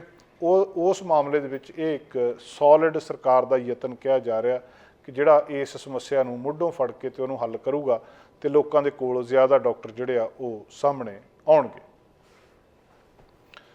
ਵਿਨੀਪੈਗ ਦੇ ਵਿੱਚ ਇੱਕ ਘਟਨਾ ਵਾਪਰੀ ਔਰ ਘਟਨਾ ਬੜੀ ਅਜੀਬ ਆ। ਪਿਛਲੇ ਫਰਾਈਡੇ ਨੂੰ ਇੱਕ ਘਰ ਦੇ ਵਿੱਚ ਫੋਨ ਆਉਂਦਾ ਇੱਕ ਔਰਤ ਨੂੰ, ਉਹਨੂੰ ਕਿਹਾ ਜਾਂਦਾ ਕਿ ਤੇਰੀ ਸਿਸਟਰ ਵਿਨੀਪੈਗ ਹਸਪੀਟਲ ਦੇ ਵਿੱਚ ਆ, ਓਵਰਡੋਜ਼ ਹੋ ਗਈ ਆ ਤੇ ਸਾਨੂੰ ਲੱਗਦਾ ਨਹੀਂ ਉਹ ਬਚੂਗੀ ਤੇ ਉਹਨੂੰ ਆ ਕੇ ਤੁਸੀਂ ਮਿਲ ਜਾਓ। ਉੱਥੇ ਜਾਂਦੇ ਆ, ਪਰਿਵਾਰ ਜਾ ਕੇ ਮਿਲਦਾ ਆ, ਦੁਖੀ ਆ, ਰੋਂਦਾ ਆ, ਉਦਾਸ ਆ ਤੇ ਉੱਥੇ ਜਾ ਕੇ ਔਰਤ ਆਪਣੀ ਉਹ ਸਿਸਟਰ ਨੂੰ ਮਿਲਦੀ ਆ ਤੇ ਉਹਦੀ ਨਾਲ 12 ਸਾਲਾਂ ਦੀ ਡਾਟਰ ਵੀ ਆ। ਹੈਲਥ ਸਾਇੰਸਿਸ ਸੈਂਟਰ ਦੇ ਉੱਤੇ ਜਾ ਕੇ ਉਹ ਮਤਲਬ ਜਦੋਂ ਉਹਨਾਂ ਨੇ ਡਾਕਟਰ ਨੇ ਕਹਿ ਦਿੱਤਾ ਕਿ ਉਹਨੇ ਬਚਣਾ ਨਹੀਂ ਤੇ ਉਹ ਆਖਰੀ ਉਹਨਾਂ ਨੂੰ ਅਲਵਿਦਾ ਕਹਿਣ ਦੇ ਲਈ ਤੇ ਗੁੱਡ ਬਾਏ ਕਹਿਣ ਦੇ ਲਈ ਉੱਥੇ ਜਾਂਦੇ ਆ ਤੇ ਜਦੋਂ ਜਾ ਕੇ ਉਹਨੂੰ ਮਿਲਦੇ ਆ ਤੇ ਥੋੜ੍ਹੇ ਚਿਰ ਬਾਅਦ ਹੀ ਪਤਾ ਲੱਗਦਾ ਵੀ ਇਹ ਤੇ ਉਹਦੀ ਭੈਣ ਹੀ ਨਹੀਂ ਆ। ਮਤਲਬ ਉਹ ਕਹਿੰਦੇ ਸਾਨੂੰ ਪਰਿਵਾਰ ਨੂੰ ਜਦੋਂ ਇਹ ਦੱਸਿਆ ਗਿਆ ਕਿ ਤੁਸੀਂ ਆ ਜਾਓ, ਕਹਿੰਦੇ ਅਸੀਂ ਪਾਠ ਕਰਨਾ ਸ਼ੁਰੂ ਕਰਤਾ, ਆਪਣੀਆਂ ਪ੍ਰੇਅਰਸ ਕਰਨੀਆਂ ਸ਼ੁਰੂ ਕਰ ਦਿੱਤੀਆਂ, ਉਦਾਸ ਹੋ ਗਏ ਤੇ ਉੱਥੇ ਜਾ ਕੇ ਉਹਨੇ ਜਦੋਂ ਆਪਣੀ ਭੈਣ ਦਾ ਹੱਥ ਫੜਿਆ ਤੇ ਹੱਥ ਫੜ ਕੇ ਉਹਨੇ ਜਦੋਂ ਦੇਖਿਆ ਵੀ ਹੱਥ ਤੇ ਤਾਂ ਉਹ ਟੈਟੂ ਹੀ ਹੈ ਨਹੀਂ ਜਿਹੜਾ ਮੇਰੀ ਭੈਣ ਦੇ ਹੈਗਾ ਤੇ ਉੱਥੋਂ ਉਹਨਾਂ ਨੂੰ ਪਛਾਣ ਹੋਇਆ ਵੀ ਤੁਸੀਂ ਸਾਨੂੰ ਕਿਹਨੂੰ ਦਿਖਾਈ ਜਾਂਦੇ ਆ ਤੇ ਕਿਹਦੇ ਘਰ ਫੋਨ ਕਰੀ ਜਾਂਦੇ ਆ। ਇਸ ਗੱਲ ਤੋਂ ਬਾਅਦ ਹੁਣ ਰੌਲਾ ਰੱਪਾ ਉੱਥੇ ਹੈਗਾ ਵੀ ਇਹ ਗਲਤੀ ਕਿਹਦੀ ਹੈ ਸਾਰੇ ਕੁਛ ਦੇ ਵਿੱਚ। ਜਦੋਂ ਹਸਪੀਟਲ ਦੇ ਵਿੱਚ ਉੱਥੇ ਗਏ ਆ, ਉਹਨਾਂ ਨੇ ਫੋਟੋ ਦਿਖਾਈਆਂ ਆਪਣੀ ਭੈਣ ਦੀਆਂ ਤੇ ਦੱਸਿਆ ਵੀ ਜਿਹੜਾ ਇਹ ਪੇਸ਼ੈਂਟ ਤੁਸੀਂ ਕਹਿ ਰਹੇ ਹੋ ਇਹ ਨਹੀਂ ਆ। ਤੇ ਹੁਣ ਉਹ ਸਿਚੁਏਸ਼ਨ ਜਿਹੜੀ ਆ ਹੌਲੀ ਹੌਲੀ ਉਹ ਕਹਿੰਦੇ ਸਾਨੂੰ ਸਮਝ ਨਹੀਂ ਆਉਂਦੀ। ਜਦੋਂ ਉਹਨਾਂ ਨੇ ਜਾ ਕੇ ਦੱਸਿਆ ਤੇ ਡਾਕਟਰ ਵੀ ਆਪਸ ਦੇ ਵਿੱਚ ਪਿੱਛੇ ਗੱਲਾਂ ਕਰਨ ਲੱਗ ਪਏ ਵੀ ਕਿਤੇ ਨਾ ਕਿਤੇ ਗਲਤੀ ਹੋ ਗਈ ਆ ਤੇ ਉਹਨਾਂ ਨੇ ਕਿਹਾ ਵੀ ਅਸੀਂ ਮਤਲਬ ਮਾਫੀ ਮੰਗਦੇ, ਐਰਰ ਸਾਡੇ ਕੋਲ ਹੋ ਗਿਆ। ਤੇ ਉਹ ਕਹਿੰਦੇ ਸਾਨੂੰ ਨਾਂ ਗਲਤ ਦਿੱਤਾ ਗਿਆ। ਜਦੋਂ ਇਹਨੂੰ ਮਰੀਜ਼ ਨੂੰ ਇੱਥੇ ਲਿਆਂਦਾ ਗਿਆ ਉਸ ਵੇਲੇ ਸਾਡੇ ਕੋਲ ਨਾਂ ਹੀ ਪ੍ਰੋਪਰ ਨਹੀਂ ਸੀ ਆਇਆ। ਸਟੇਟਮੈਂਟ ਦੇ ਵਿੱਚ ਉਹ ਕਹਿੰਦੇ ਕਿ ਪੇਸ਼ੈਂਟ ਆਪ ਤੇ ਅਨਕੌਂਸ਼ੀਅਸ ਸੀ, ਉਹਦੀ ਹਾਲਤ ਬੁਰੀ ਸੀ, ਓਵਰਡੋਜ਼ ਕੀਤੀ ਸੀ ਤੇ ਐਮਰਜੈਂਸੀ ਡਿਪਾਰਟਮੈਂਟ ਦੇ ਵਿੱਚ ਲੈ ਕੇ ਆਏ ਆ ਤੇ ਜਦੋਂ ਉੱਥੇ ਆਉਂਦੇ ਆ ਤੇ ਉਹਨੂੰ ਆਇਡੈਂਟੀਫਾਈ ਕੀਤਾ ਜਾਂਦਾ ਹੈ ਤੇ ਆਉਣ ਤੋਂ ਪਹਿਲਾਂ ਹੀ ਉਹਨਾਂ ਦੀ ਆਇਡੈਂਟੀਫਿਕੇਸ਼ਨ ਕਰ ਲਈ ਜਾਂਦੀ ਹੈ। ਆਇਡੈਂਟੀਫਿਕੇਸ਼ਨ ਡਾਕੂਮੈਂਟ ਦੇ ਥਰੂ ਜਾਂ ਕੋਈ ਜਿਹੜੀ ਜਨਰਲ ਇਨਫੋਰਮੇਸ਼ਨ ਆ ਗੈਦਰ ਕੀਤੀ ਜਾਂਦੀ ਉਹਦੇ ਤਹਿਤ ਉਹਨਾਂ ਨੂੰ ਕੀਤਾ ਜਾਂਦਾ ਹੈ। ਜਿਹੜੀ ਇਨਫੋਰਮੇਸ਼ਨ ਉਹਨਾਂ ਨੂੰ ਹਸਪਤਾਲ ਦੇ ਵਿੱਚ ਪਹੁੰਚਣ ਵੇਲੇ ਦਿੱਤੀ ਗਈ ਉਹ ਉਹਨਾਂ ਨੇ ਫਿਰ ਯੂਜ਼ ਕੀਤੀ ਉਹਦੇ ਘਰਦਿਆਂ ਨੂੰ ਦੱਸਣ ਦੇ ਲਈ ਤੇ ਉਹ ਕਹਿੰਦੇ ਵੀ ਸਾਨੂੰ ਪਤਾ ਹੀ ਨਹੀਂ ਸੀ ਇਹ ਜਿਹੜਾ ਨਾਂ ਸਾਨੂੰ ਦਿੱਤਾ ਗਿਆ ਇਹ ਗਲਤ ਦਿੱਤਾ ਗਿਆ। ਪਰ ਹੁਣ ਇਸ ਮਾਮਲੇ ਦੇ ਵਿੱਚ ਇੱਕ ਜਿਹੜੇ ਘਰਦੇ ਆ ਉਹ ਇਸ ਗੱਲ ਤੋਂ ਕਾਫੀ ਨਾਰਾਜ਼ ਆ ਤੇ ਚਾਹੁੰਦੇ ਆ ਕਿ ਥੋੜ੍ਹੀ ਜਿਹੀ ਸਟ੍ਰਿਕਟ ਪ੍ਰੋਟੋਕੋਲ ਹੋਵੇ ਕਿ ਘੱਟੋ ਘੱਟ ਤੁਸੀਂ ਇਨਸ਼ੋਰ ਤਾਂ ਕਰੋ ਕਿ ਕਿਸੇ ਹੋਰ ਪਰਿਵਾਰ ਦੇ ਨਾਲ ਇਹ ਕੁਛ ਨਾ ਹੋ ਜਾਵੇ। ਉਹ ਕਹਿੰਦੇ ਅਸੀਂ ਹਸਪੀਟਲ ਨੂੰ ਅਕਾਊਂਟੇਬਲ ਕਹਿਣਾ ਚਾਹੁੰਦੇ ਇਹਦੇ ਲਈ ਵੀ ਜੋ ਕੁਛ ਤੁਸੀਂ ਕੀਤਾ ਇਹ ਤੁਸੀਂ ਜ਼ਿੰਮੇਵਾਰ ਆ ਇਹਦੇ ਲਈ। ਤੇ ਜਿਹੜਾ ਪਰਿਵਾਰ ਆ ਉਹ ਜਦੋਂ ਉੱਥੇ ਪਹੁੰਚਿਆ ਹਸਪਤਾਲ ਦੇ ਵਿੱਚ 5 ਵਜੇ ਤੇ ਜਿਹੜਾ ਐਂਬੂਲੈਂਸ ਉਹਨਾਂ ਨੇ ਕਾਲ ਕੀਤੀ ਤੇ ਆਇਡੈਂਟੀਫਾਈ ਕੀਤਾ ਪੇਸ਼ੈਂਟ ਨੂੰ, ਉਹਦੇ ਬਾਰੇ ਵੀ ਗੱਲਬਾਤ ਹੋਈ ਆ ਕਿ ਸਾਰਾ ਕੁਛ ਇਸ ਤਰੀਕੇ ਨਾਲ ਚਲੇ ਗਿਆ। ਜਿਹੜਾ ਜਦੋਂ ਉਹਨੇ 911 ਕਾਲ ਕੀਤੀ ਹੈ ਜਾਂ ਤਾਂ ਉੱਥੋਂ ਗਲਤ ਹੋ ਗਈ, ਉਹਦੇ ਤੋਂ ਬਾਅਦ ਇਹਨਾਂ ਤੋਂ ਪਛਾਣ ਹੋ ਗਿਆ ਤੇ ਪਰ ਜਿਹੜੀ ਗੱਲਬਾਤ ਆ ਉਹਨੇ ਇਸ ਪਰਿਵਾਰ ਦੇ ਵਿੱਚ ਚਿੰਤਾ ਪੈਦਾ ਕੀਤੀ ਆ। ਤੇ ਦੂਜਾ ਮਤਲਬ ਉਹ ਜਿਹੜੀ 12 ਸਾਲਾਂ ਦੀ ਉਹ ਬੱਚੀ ਆ ਉਹ ਵੀ ਇਹ ਸੋਚ ਰਹੀ ਹੈ ਕਿ ਮੇਰੀ ਮਾਂ ਨੇ ਹੁਣ ਮਰ ਜਾਣਾ। ਜਦੋਂ ਉਹਨਾਂ ਨੂੰ ਦੱਸਿਆ ਗਿਆ ਵੀ ਮੇਰੀ ਮਾਂ ਉੱਥੇ ਹਸਪਤਾਲ ਦੇ ਵਿੱਚ, ਉਹ ਜਿਹੜਾ ਟਰੌਮਾ ਆ, ਉਹ ਜਿਹੜਾ ਸ਼ੌਕ ਆ, ਉਹ ਜਿਹੜਾ ਇੱਕ ਮਾਨਸਿਕ ਤਣਾਅ ਦੇ ਵਿੱਚੋਂ ਇਹਨਾਂ ਲੋਕਾਂ ਨੂੰ ਲੰਘਣਾ ਪਿਆ, ਉਹਦੇ ਲਈ ਜ਼ਿੰਮੇਵਾਰ ਕੌਣ ਆ। ਤੇ ਮੰਗ ਕੀਤੀ ਜਾ ਰਹੀ ਹੈ ਉੱਥੇ ਵਿਨੀਪੈਗ ਦੇ ਵਿੱਚ, ਮੈਨੀਟੋਬਾ ਦੇ ਵਿੱਚ ਕਿ ਥੋੜ੍ਹਾ ਜਿਹਾ ਸਟ੍ਰਿਕਟ ਪ੍ਰੋਟੋਕੋਲ ਹੋਵੇ, ਥੋੜ੍ਹੀ ਜਿਹੀ ਗੱਲਬਾਤ ਜ਼ਿਆਦਾ ਸਟ੍ਰਿਕਟ ਕੀਤੀ ਜਾਵੇ ਜਿਹਦੇ ਵਿੱਚੋਂ ਲੰਘ ਕੇ ਕਿਸੇ ਵਿਅਕਤੀ ਦੀ ਪਛਾਣ ਕੀਤੀ ਜਾਣੀ। ਅਗਲੀ ਗੱਲਬਾਤ ਦੋਸਤੋ ਕੈਨੇਡਾ ਦੇ ਪ੍ਰਾਈਵੇਟ ਹੈਲਥ ਕੇਅਰ ਸਿਸਟਮ ਬਾਰੇ ਆ। ਪ੍ਰਾਈਵੇਟ ਹੈਲਥ ਕੇਅਰ ਕਲੀਨਿਕਸ ਪਹਿਲਾਂ ਕੈਨੇਡਾ ਦੇ ਵਿੱਚ ਘੱਟ ਸੁਣਦੇ ਸੀ, ਹੁਣ ਇਹਨਾਂ ਦਾ ਜ਼ਿਕਰ ਜ਼ਿਆਦਾ ਹੋਣ ਲੱਗ ਪਿਆ।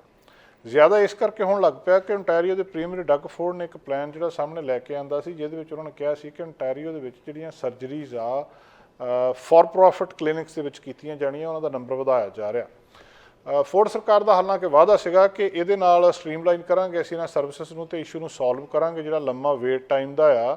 ਤੇ ਹੈਲਥ ਕੇਅਰ ਪ੍ਰੋਫੈਸ਼ਨਲ ਨੇ ਜਿਹੜਾ ਇਹ ਅਲਟੀਮੇਟਲੀ ਦੱਸਿਆ ਹੈ ਜਾਂ ਉਹਨਾਂ ਦੇ ਨਾਲ ਕੁਝ ਗੱਲਬਾਤ ਕੀਤੀ ਆ ਤੇ ਉਹ ਕਹਿੰਦੇ ਵੀ ਇਹ ਜਿਹੜੀ ਗੱਲਬਾਤ ਬਹੁਤੀ ਬਣਨੀ ਨਹੀਂ ਆ। ਜਿਹੜਾ ਡਾਟਾ ਇਕੱਠਾ ਕੀਤਾ ਗਿਆ ਬ੍ਰਿਟਿਸ਼ ਕੋਲੰਬੀਆ ਦੇ ਵਿੱਚੋਂ ਜਾਂ ਦੂਜੇ ਦੇਸ਼ਾਂ ਦੇ ਵਿੱਚੋਂ ਵੀ ਕੀਤਾ ਗਿਆ, ਉਹ ਇਹ ਦੱਸਦੇ ਆ ਕਿ ਜਿਹੜੀਆਂ private for profit surgery clinics ਨੇ ਉਹ ਅਸਲ ਦੇ ਵਿੱਚ ਜਿਹੜੀ ਅਸਲ ਕੀਮਤ ਆ, ਅਸਲ ਕਾਸਟ ਆ ਜਿਹੜੀ ਟੈਕਸ ਪੇਅਰ ਨੂੰ ਪੇ ਕਰਨੀ ਪੈਣੀ ਆ ਤੇ ਉਹਨੂੰ ਵਧਾ ਦੇਣਗੇ ਤੇ ਹਸਪਤਾਲਾਂ ਦਾ ਟਾਈਮ ਵੀ ਵੱਧ ਜਾਊਗਾ।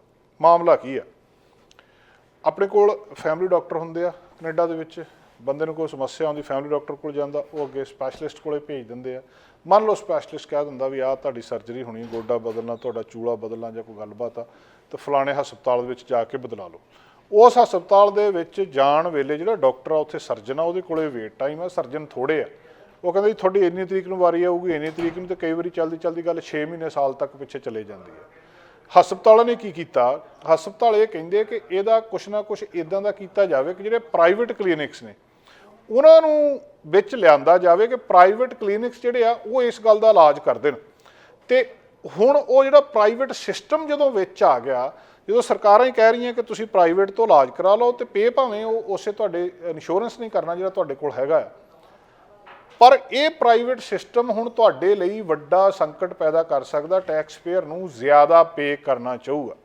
ਮਾਮਲਾ ਕੀ ਆ, ਪ੍ਰਾਈਵੇਟ ਸਿਸਟਮ ਦਾ ਮਤਲਬ ਕੀ ਆ? ਜਦੋਂ ਮਾਹਰਾਂ ਨੂੰ ਪੁੱਛਦੇ ਉਹ ਕਹਿੰਦੇ ਪ੍ਰਾਈਵੇਟ ਸਿਸਟਮ ਦਾ ਮਤਲਬ ਬਹੁਤ ਵੱਡਾ ਆ, ਇੱਕ ਬਹੁਤ ਬਰੋਡ ਟਰਮ ਆ। ਇਹਦੇ ਵਿੱਚ ਹੁਣ ਡਿਟੇਲ ਜਦੋਂ ਆਉਂਦੀ ਹੈ ਕਿ ਪ੍ਰਾਈਵੇਟਾਈਜੇਸ਼ਨ ਤੇ ਐਡੀ ਵੱਡੀ ਬਰੋਡ ਟਰਮ ਆ ਕਿ ਬੇਸਿਕਲੀ ਇਹਨੂੰ ਯੂਜ਼ਲੈਸ ਆ, ਇਹਨੂੰ ਸਮਝਿਆ ਹੀ ਨਹੀਂ ਜਾ ਸਕਦਾ ਵੀ ਇਹ ਹੈ ਕੀ ਆ।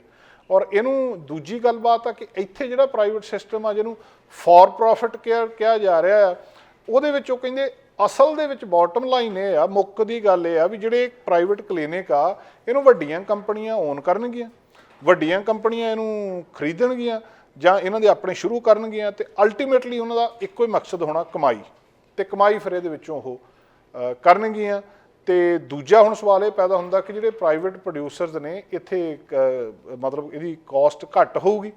ਮੰਨ ਲਓ ਜਿਹੜਾ ਡਾਟਾ ਉਹਨਾਂ ਨੇ ਇਕੱਠਾ ਕੀਤਾ Canadian institute of health information CIHI ਦੇ ਕੋਲੋਂ, ਉਹ ਦੱਸਦੇ ਆ ਕਿ ਜਿਹੜੀ ਨੀ ਰਿਪਲੇਸਮੈਂਟ ਸਰਜਰੀ ਵੀ ਗੋਡਾ ਬਦਲਣਾ ਕਿਸੇ ਦਾ ਸਰਕਾਰੀ ਹਸਪਤਾਲ ਦੇ ਵਿੱਚ ਜਾਂ ਪਬਲਿਕ ਹਸਪਤਾਲ ਦੇ ਵਿੱਚ ਜਿੱਥੇ ਅਸੀਂ ਜਾਂਦੇ ਹਾਂ, ਜਿਹਨੂੰ ਕਿ ਪ੍ਰੋਵਿੰਸ ਪੇ ਕਰਦਾ, ਉਹਦੀ ਕੀਮਤ ਲਗਭਗ $10,000 ਆ ਉੱਥੇ। ਮਤਲਬ ਆਪਾਂ ਨੂੰ ਤਾਂ ਨਹੀਂ ਦੇਣਾ ਪੈਂਦਾ, ਉਹ MSP ਦੇ ਵਿੱਚੋਂ ਕਵਰ ਹੁੰਦਾ ਜਾਂ, ਪਰ ਉਹਦਾ ਅਲਟੀਮੇਟਲੀ $10,000 ਉਹਦਾ ਕਾਸਟ ਹੁੰਦਾ ਆ। ਦੂਜਾ, ਜੇ ਇਹੀ ਕੰਮ ਤੁਸੀਂ ਪ੍ਰਾਈਵੇਟ ਕਲੀਨਿਕ ਤੋਂ ਕਰਾਉਣੇ ਆ ਤੇ ਉੱਥੇ ਇਹਦੀ ਕੀਮਤ $28,000 ਆ, ਸੇਮ ਸਰਜਰੀ। ਸੋ ਇੱਕ ਪਾਸੇ $10,000 ਤੇ ਦੂਜੇ ਪਾਸੇ $28,000। ਹੁਣ ਜਾਣਾ ਤਾਂ ਕਿਸੇ ਦੇ ਕੋਲੋਂ ਹੀ ਆ ਨਾ। ਜੇ ਤੁਹਾਡੇ ਵੱਲੋਂ ਸਰਕਾਰ ਵੀ ਪੇ ਕਰ ਰਹੀ ਆ ਤਾਂ ਅਲਟੀਮੇਟਲੀ ਉਹ ਜਾਣਾ ਤਾਂ ਟੈਕਸ ਪੇਅਰ ਦਾ ਹੀ ਆ, ਉਹ ਸਸਤੇ ਨਹੀਂ ਆ। ਦੂਜਾ, ਜਦੋਂ ਪ੍ਰੋਵਿੰਸ ਪੇ ਕਰੂਗਾ ਨੀ replacement surgery for profit clinic ਨੂੰ, ਤਾਂ ਜਿਹੜੀ ਕਿ ਅਮਾਊਂਟ ਉਹ ਆ ਸੀਕ੍ਰੇਟ ਰੱਖੀ ਜਾਊਗੀ, ਕਿਉਂਕਿ ਕੌਨਫੀਡੈਂਸ਼ੀਅਲਿਟੀ ਐਗਰੀਮੈਂਟਸ ਨੇ। ਸੋ ਸਿੱਧਾ ਹੀ ਮਤਲਬ ਇਹ ਆ ਕਿ ਪੈਸੇ ਉੱਥੇ ਜ਼ਿਆਦਾ ਲੱਗਣੇ, ਸਰਕਾਰ ਨੇ ਕੋਲੋਂ ਤੋਂ ਦੇਣੇ ਨਹੀਂ ਜਾਣੇ, ਉਹ ਲੋਕਾਂ ਦੇ ਹੀ ਆ। ਤੇ ਇਹ ਸਿਲਸਿਲਾ ਹੁਣ ontario ਤੋਂ ਸ਼ੁਰੂ ਹੋ ਕੇ BC ਤੇ ਸਾਰੇ ਕੈਨੇਡਾ ਦੇ ਵਿੱਚ ਹੀ ਹੋਈ ਜਾ ਰਿਹਾ ਕਿ ਤੁਸੀਂ ਜਿਹੜਾ ਨਵਾਂ ਮਾਡਲ ਆ ਇਹਦੇ ਤਹਿਤ ਪ੍ਰਾਈਵੇਟ ਨੂੰ ਕਰੋ, ਤੁਹਾਨੂੰ ਪੈਸੇ ਨਹੀਂ ਲੱਗਣਗੇ, ਪਰ ਉਹਨੂੰ ਸਰਕਾਰ ਤਾਂ ਦਊਗੀ ਨਾ। ਤੇ ਜੇ ਸਰਕਾਰ ਦਊਗੀ ਤੇ ਉਹ ਥੋੜੇ ਨਹੀਂ ਦਊਗੀ, ਤੇ ਉਹ ਅਲਟੀਮੇਟਲੀ ਜਾਣਾ ਕਿਹਦੇ ਸਿਰੋਂ ਆ? ਹੋਣਾ ਤੇ ਇਹ ਚਾਹੀਦਾ ਸੀ ਕਿ ਜਿਹੜਾ ਪਬਲਿਕ ਸਿਸਟਮ ਆ ਇਹਨੂੰ ਠੀਕ ਠਾਕ ਕੀਤਾ ਜਾਵੇ। ਇੱਥੋਂ ਦੇ ਜਿਹੜੇ ਹਸਪੀਟਲਸ ਨੇ ਉਹਨਾਂ ਨੂੰ ਜੋ ਵੀ ਫੰਡਿੰਗ ਦੇਣੀ ਸੀ, ਜੋ ਵੀ ਕਰਨਾ ਸੀ ਉਹ ਕਰਨ, ਤੇ ਇੱਥੇ ਡਾਕਟਰ ਹੀ ਇੰਨੇ ਜ਼ਿਆਦਾ ਹੋਣ ਕਿ ਵੇਟ ਟਾਈਮ ਘੱਟ ਜਾਵੇ, ਤਾਂ ਹੀ ਸਾਰਿਆਂ ਦਾ ਫਾਇਦਾ ਸੀ। ਜਦੋਂ ਉਹਦੇ ਵਿੱਚ ਫॉर ਪ੍ਰੋਫਿਟ ਜਾਂ ਪ੍ਰਾਈਵੇਟ ਪਲੇਅਰ ਆ ਗਏ ਤੇ ਉਹਦੇ ਨਾਲ ਨੁਕਸਾਨ ਸਾਰਿਆਂ ਦਾ ਹੀ ਹੈਗਾ ਆ। ਸਰਕਾਰ ਆਮ ਤੌਰ 'ਤੇ ਰਿਲੈਕਟੈਂਟ ਹੋ ਜਾਂਦੀ ਹੈ ਜਦੋਂ ਵੀ ਕੋਈ ਇਸ ਤਰ੍ਹਾਂ ਦੀ ਗੱਲਬਾਤ ਸਾਹਮਣੇ ਆਉਂਦੀ ਆ, ਪਰ ਹੁਣ ਮਤਲਬ ਸਾਰੇ ਪਾਸੇ ਹੀ ਜਿਹੜਾ ਇਹ ਮਤਲਬ ਸਰਕਾਰ ਦਾ ਇਹ ਕਹਿਣਾ ਹੀ ਆ ਕਿ ਜਿਹੜੀਆਂ ਬਹੁਤ ਚੀਪਰ ਨੇ ਜਿਹੜੀਆਂ ਫॉर ਪ੍ਰੋਫਿਟ ਫੈਸਿਲਿਟੀਜ਼ ਨੇ, ਪਰ ਬਹੁਤ ਕੁਛ ਇਹਨਾਂ ਦੇ ਵਿੱਚ ਜਿਹੜਾ ਹੈਗਾ ਆ ਜਿਹੜਾ ਸਾਹਮਣੇ ਨਹੀਂ। ਔਰ ਦੂਜੀ ਸਭ ਤੋਂ ਵੱਡੀ ਗੱਲ ਟਰਾਂਸਪੇਰੈਂਸੀ ਹੈ ਨਹੀਂ, ਕਿਸੇ ਨੂੰ ਪਤਾ ਹੀ ਨਹੀਂ ਆ ਵੀ ਕਿੰਨੇ ਪੈਸੇ ਆਉਣੇ ਆ ਤੇ ਕਿੰਨੇ ਜਾਣੇ ਆ। 2011 ਦੇ ਵਿੱਚ ਜਿਹੜੀ ਵੈਨਕੂਵਰ ਆਈਲੈਂਡ ਹੈਲਥ ਅਥਾਰਟੀ ਆ, ਇਹਨਾਂ ਨੇ ਪਲਾਨ ਡ੍ਰੌਪ ਕਰ ਦਿੱਤਾ ਸੀ MRI ਦੀ ਸਕੈਨ ਨੂੰ ਆਊਟਸੋਰਸ ਕਰਨ ਦਾ, ਕਿਉਂਕਿ ਮਹਿੰਗਾ ਬਹੁਤ ਪੈਂਦਾ ਸੀ। ਪ੍ਰਾਈਵੇਟ ਫॉर ਪ੍ਰੋਫਿਟ ਜਿਹੜਾ ਸੈਕਟਰ ਹੈਗਾ, ਰੀਸੈਂਟਲੀ ਫਰੇਜ਼ਰ ਹੈਲਥ ਜਿਹੜੀ BC ਦੀ ਇਸ ਵੇਲੇ ਇੱਕ ਵੱਡੀ ਹੈਲਥ ਅਥਾਰਟੀ ਆ, ਉਹਨਾਂ ਨੇ 2 private MRI out patient clinics purchase ਕੀਤੇ ਆ, ਤੇ ਉਹਨਾਂ ਨੂੰ ਮੁੜ ਕੇ ਦੁਬਾਰਾ ਪਬਲਿਕ ਸਿਸਟਮ ਦੇ ਵਿੱਚ ਲੈ ਕੇ ਆਂਦਾ ਕਿ ਇਹਨਾਂ ਦੀ ਜਿਹੜੀ ਸਟ੍ਰੈਟਜੀ ਆ ਘੱਟ ਹੈਲਥ ਕੇਅਰ ਵੇਟ ਟਾਈਮ ਨੂੰ ਠੀਕ ਠਾਕ ਕਰਨ ਦੇ ਲਈ। 14 ਦੇ ਵਿੱਚ ਕੁਬੈਕ ਨੇ ਜਿਹੜਾ ਕੰਟਰੈਕਟ ਖਤਮ ਕਰ ਦਿੰਦਾ ਸੀ ਆਪਣਾ 2 ਪ੍ਰਾਈਵੇਟ ਸਰਜੀਕਲ ਸੈਂਟਰਸ ਦੇ ਨਾਲ, ਜਿਹੜੇ ਆਹ ਮੋਤੀਏ ਦਾ ਇਲਾਜ ਅੱਖਾਂ ਦਾ ਕਰਦੇ ਸੀ ਤੇ ਦੂਜੀਆਂ ਸਰਜਰੀ ਸੀਗੀਆਂ, ਕਿਉਂਕਿ ਉਹਨਾਂ ਦੀਆਂ ਇੱਕ ਪਰ ਕੇਸ ਜਿਹੜੀ ਕਾਸਟ ਵੀ ਬਹੁਤ ਜ਼ਿਆਦਾ ਪੈ ਰਹੀ ਸੀ, ਜਿਹੜੀ ਉਹ ਸੀਗੀ, ਔਰ ਪਬਲਿਕ ਸਿਸਟਮ ਦੇ ਵਿੱਚ ਉਹ ਤੁਹਾਨੂੰ ਸਸਤਾ ਬਹੁਤ ਪੈਂਦਾ। ਦੂਜਾ ਵੱਡਾ ਸਵਾਲ ਪੈਦਾ ਹੁੰਦਾ ਵੀ ਚਲੋ ਕੀਮਤ ਉੱਥੇ ਜ਼ਿਆਦਾ ਲੱਗ ਜੂਗੀ, ਪੈਸੇ ਸਰਕਾਰ ਦੇ ਜਾਂ ਲੋਕਾਂ ਦੇ ਜ਼ਿਆਦਾ ਲੱਗਣਗੇ, ਵਾਰੀ ਤਾਂ ਆ ਜੂਗੀ ਨਾ। ਇੱਥੇ ਤਾਂ ਬੰਦੇ ਦੀ ਉਮਰ ਲੰਘ ਜਾਂਦੀ ਹੈ ਤੇ ਉਹਦੀ ਵਾਰੀ ਨਹੀਂ ਆ ਰਹੀ ਸਰਜਰੀ ਦੀ। ਦੱਸਿਆ ਇਹ ਜਾ ਰਿਹਾ ਕਿ ਅਸਲ ਦੇ ਵਿੱਚ ਕਿਹਾ ਤੇ ਇਹ ਜਾ ਰਿਹਾ ਵੀ ਜਿਹੜਾ ਇਹ ਫॉर ਪ੍ਰੋਫਿਟ ਸਿਸਟਮ ਆ ਇਹਦੇ ਵਿੱਚ ਵੇਟ ਟਾਈਮ ਬਹੁਤ ਘੱਟ ਆ। ਜਦੋਂ ਸਰਕਾਰ ਨੇ ontario ਸਰਕਾਰ ਨੇ ਅਨਾਉਂਸ ਕੀਤਾ ਸੀ ਫਰਵਰੀ 21 ਨੂੰ ਕਿ ਇਹ ਕੁਝ ਸਰਜਰੀ ਨੂੰ ਪ੍ਰਾਈਵੇਟ ਦੇ ਵਿੱਚ ਮੂਵ ਕਰ ਰਹੇ ਆ ਜਾਂ ਫॉर ਪ੍ਰੋਫਿਟ ਸੈਂਟਰ ਦੇ ਵਿੱਚ, ਹੈਲਥ ਮਿਨਿਸਟਰ ਉੱਥੇ ਦੀ ਸਿਲਵੀਆ ਜੋਨਸ ਨੇ ਕਿਹਾ ਸੀ ਕਿ ਸਾਨੂੰ ਆਸ ਆ ਕਿ ਇਹਦੇ ਨਾਲ ਜਿਹੜਾ ਵੇਟ ਟਾਈਮ ਆ ਬਹੁਤ ਜਿਹੜਾ ਜ਼ਿਆਦਾ ਆ ਉਹ ਘਟ ਜਾਊਗਾ। ਲੇਟੈਸਟ ਡਾਟਾ ਜਿਹੜਾ ਇਸ ਵੇਲੇ ਦੱਸ ਰਿਹਾ ਆ ਉਹ ਤਸਵੀਰ ਹੋਰ ਬਣਾ ਰਿਹਾ। ਉਹ ਇਹ ਦੱਸਦਾ ਆ ਕਿ ontario ਦੇ ਵਿੱਚ ਜਿਹੜੀ ਦੂਜੇ ਔਰ ਬਾਕੀ ਪ੍ਰੋਵਿੰਸਿਸ ਦੇ ਵਿੱਚ ਉਹੀ ਕੁਛ ਹੋਣਾ ਜੋ ਇਸ ਵੇਲੇ ontario ਦੇ ਵਿੱਚ ਹੋ ਰਿਹਾ, ਬਾਕੀ ਨੇ ਵੀ ਉਹੀ ਲੀਡ ਜਿਹੜੀ ਆ ਉਹਨੂੰ ਫੋਲੋ ਕਰਨਾ ਆ। ਉੱਥੇ ਇਹ ਦੱਸਿਆ ਜਾ ਰਿਹਾ ਕਿ ਉੱਥੇ ਸ਼ਾਰਟੈਸਟ ਵੇਟਿੰਗ ਟਾਈਮ ਕੈਨੇਡਾ ਦੇ ਵਿੱਚ ਹਿਪ ਤੇ ਰੀ ਰਿਪਲੇਸਮੈਂਟ ਸਰਜਰੀ ਦੇ ਲਈ 2021-22 ਦੇ ਵਿੱਚ ਸੀਗਾ। 73% ਜਿਹੜੇ ontario ਦੇ ਪੇਸ਼ੈਂਟ ਨੇ ਉਹਨਾਂ ਨੂੰ ਲੀ ਰਿਪਲੇਸਮੈਂਟ ਸਰਜਰੀ 6 ਮਹੀਨਿਆਂ ਦੇ ਵਿੱਚ ਮਿਲ ਗਈ ਸੀ। ਜਦੋਂ ਮੁਕਾਬਲਾ ਇਹਨਾਂ ਦਾ ਪ੍ਰੋਵਿੰਸ ਦੀ ਜਿਹੜੀ ਆਊਟਸੋਰਸਿੰਗ ਸਰਜਰੀ ਜਾਂ ਫॉर ਪ੍ਰੋਫਿਟ ਕਲੀਨਿਕਸ ਦੇ ਵਿੱਚ ਮੁਕਾਬਲਾ ਕੀਤਾ ਜਾਂਦਾ ਆ, ਉੱਥੇ ਵੇਟ ਟਾਈਮ ਲੰਬਾ ਆ।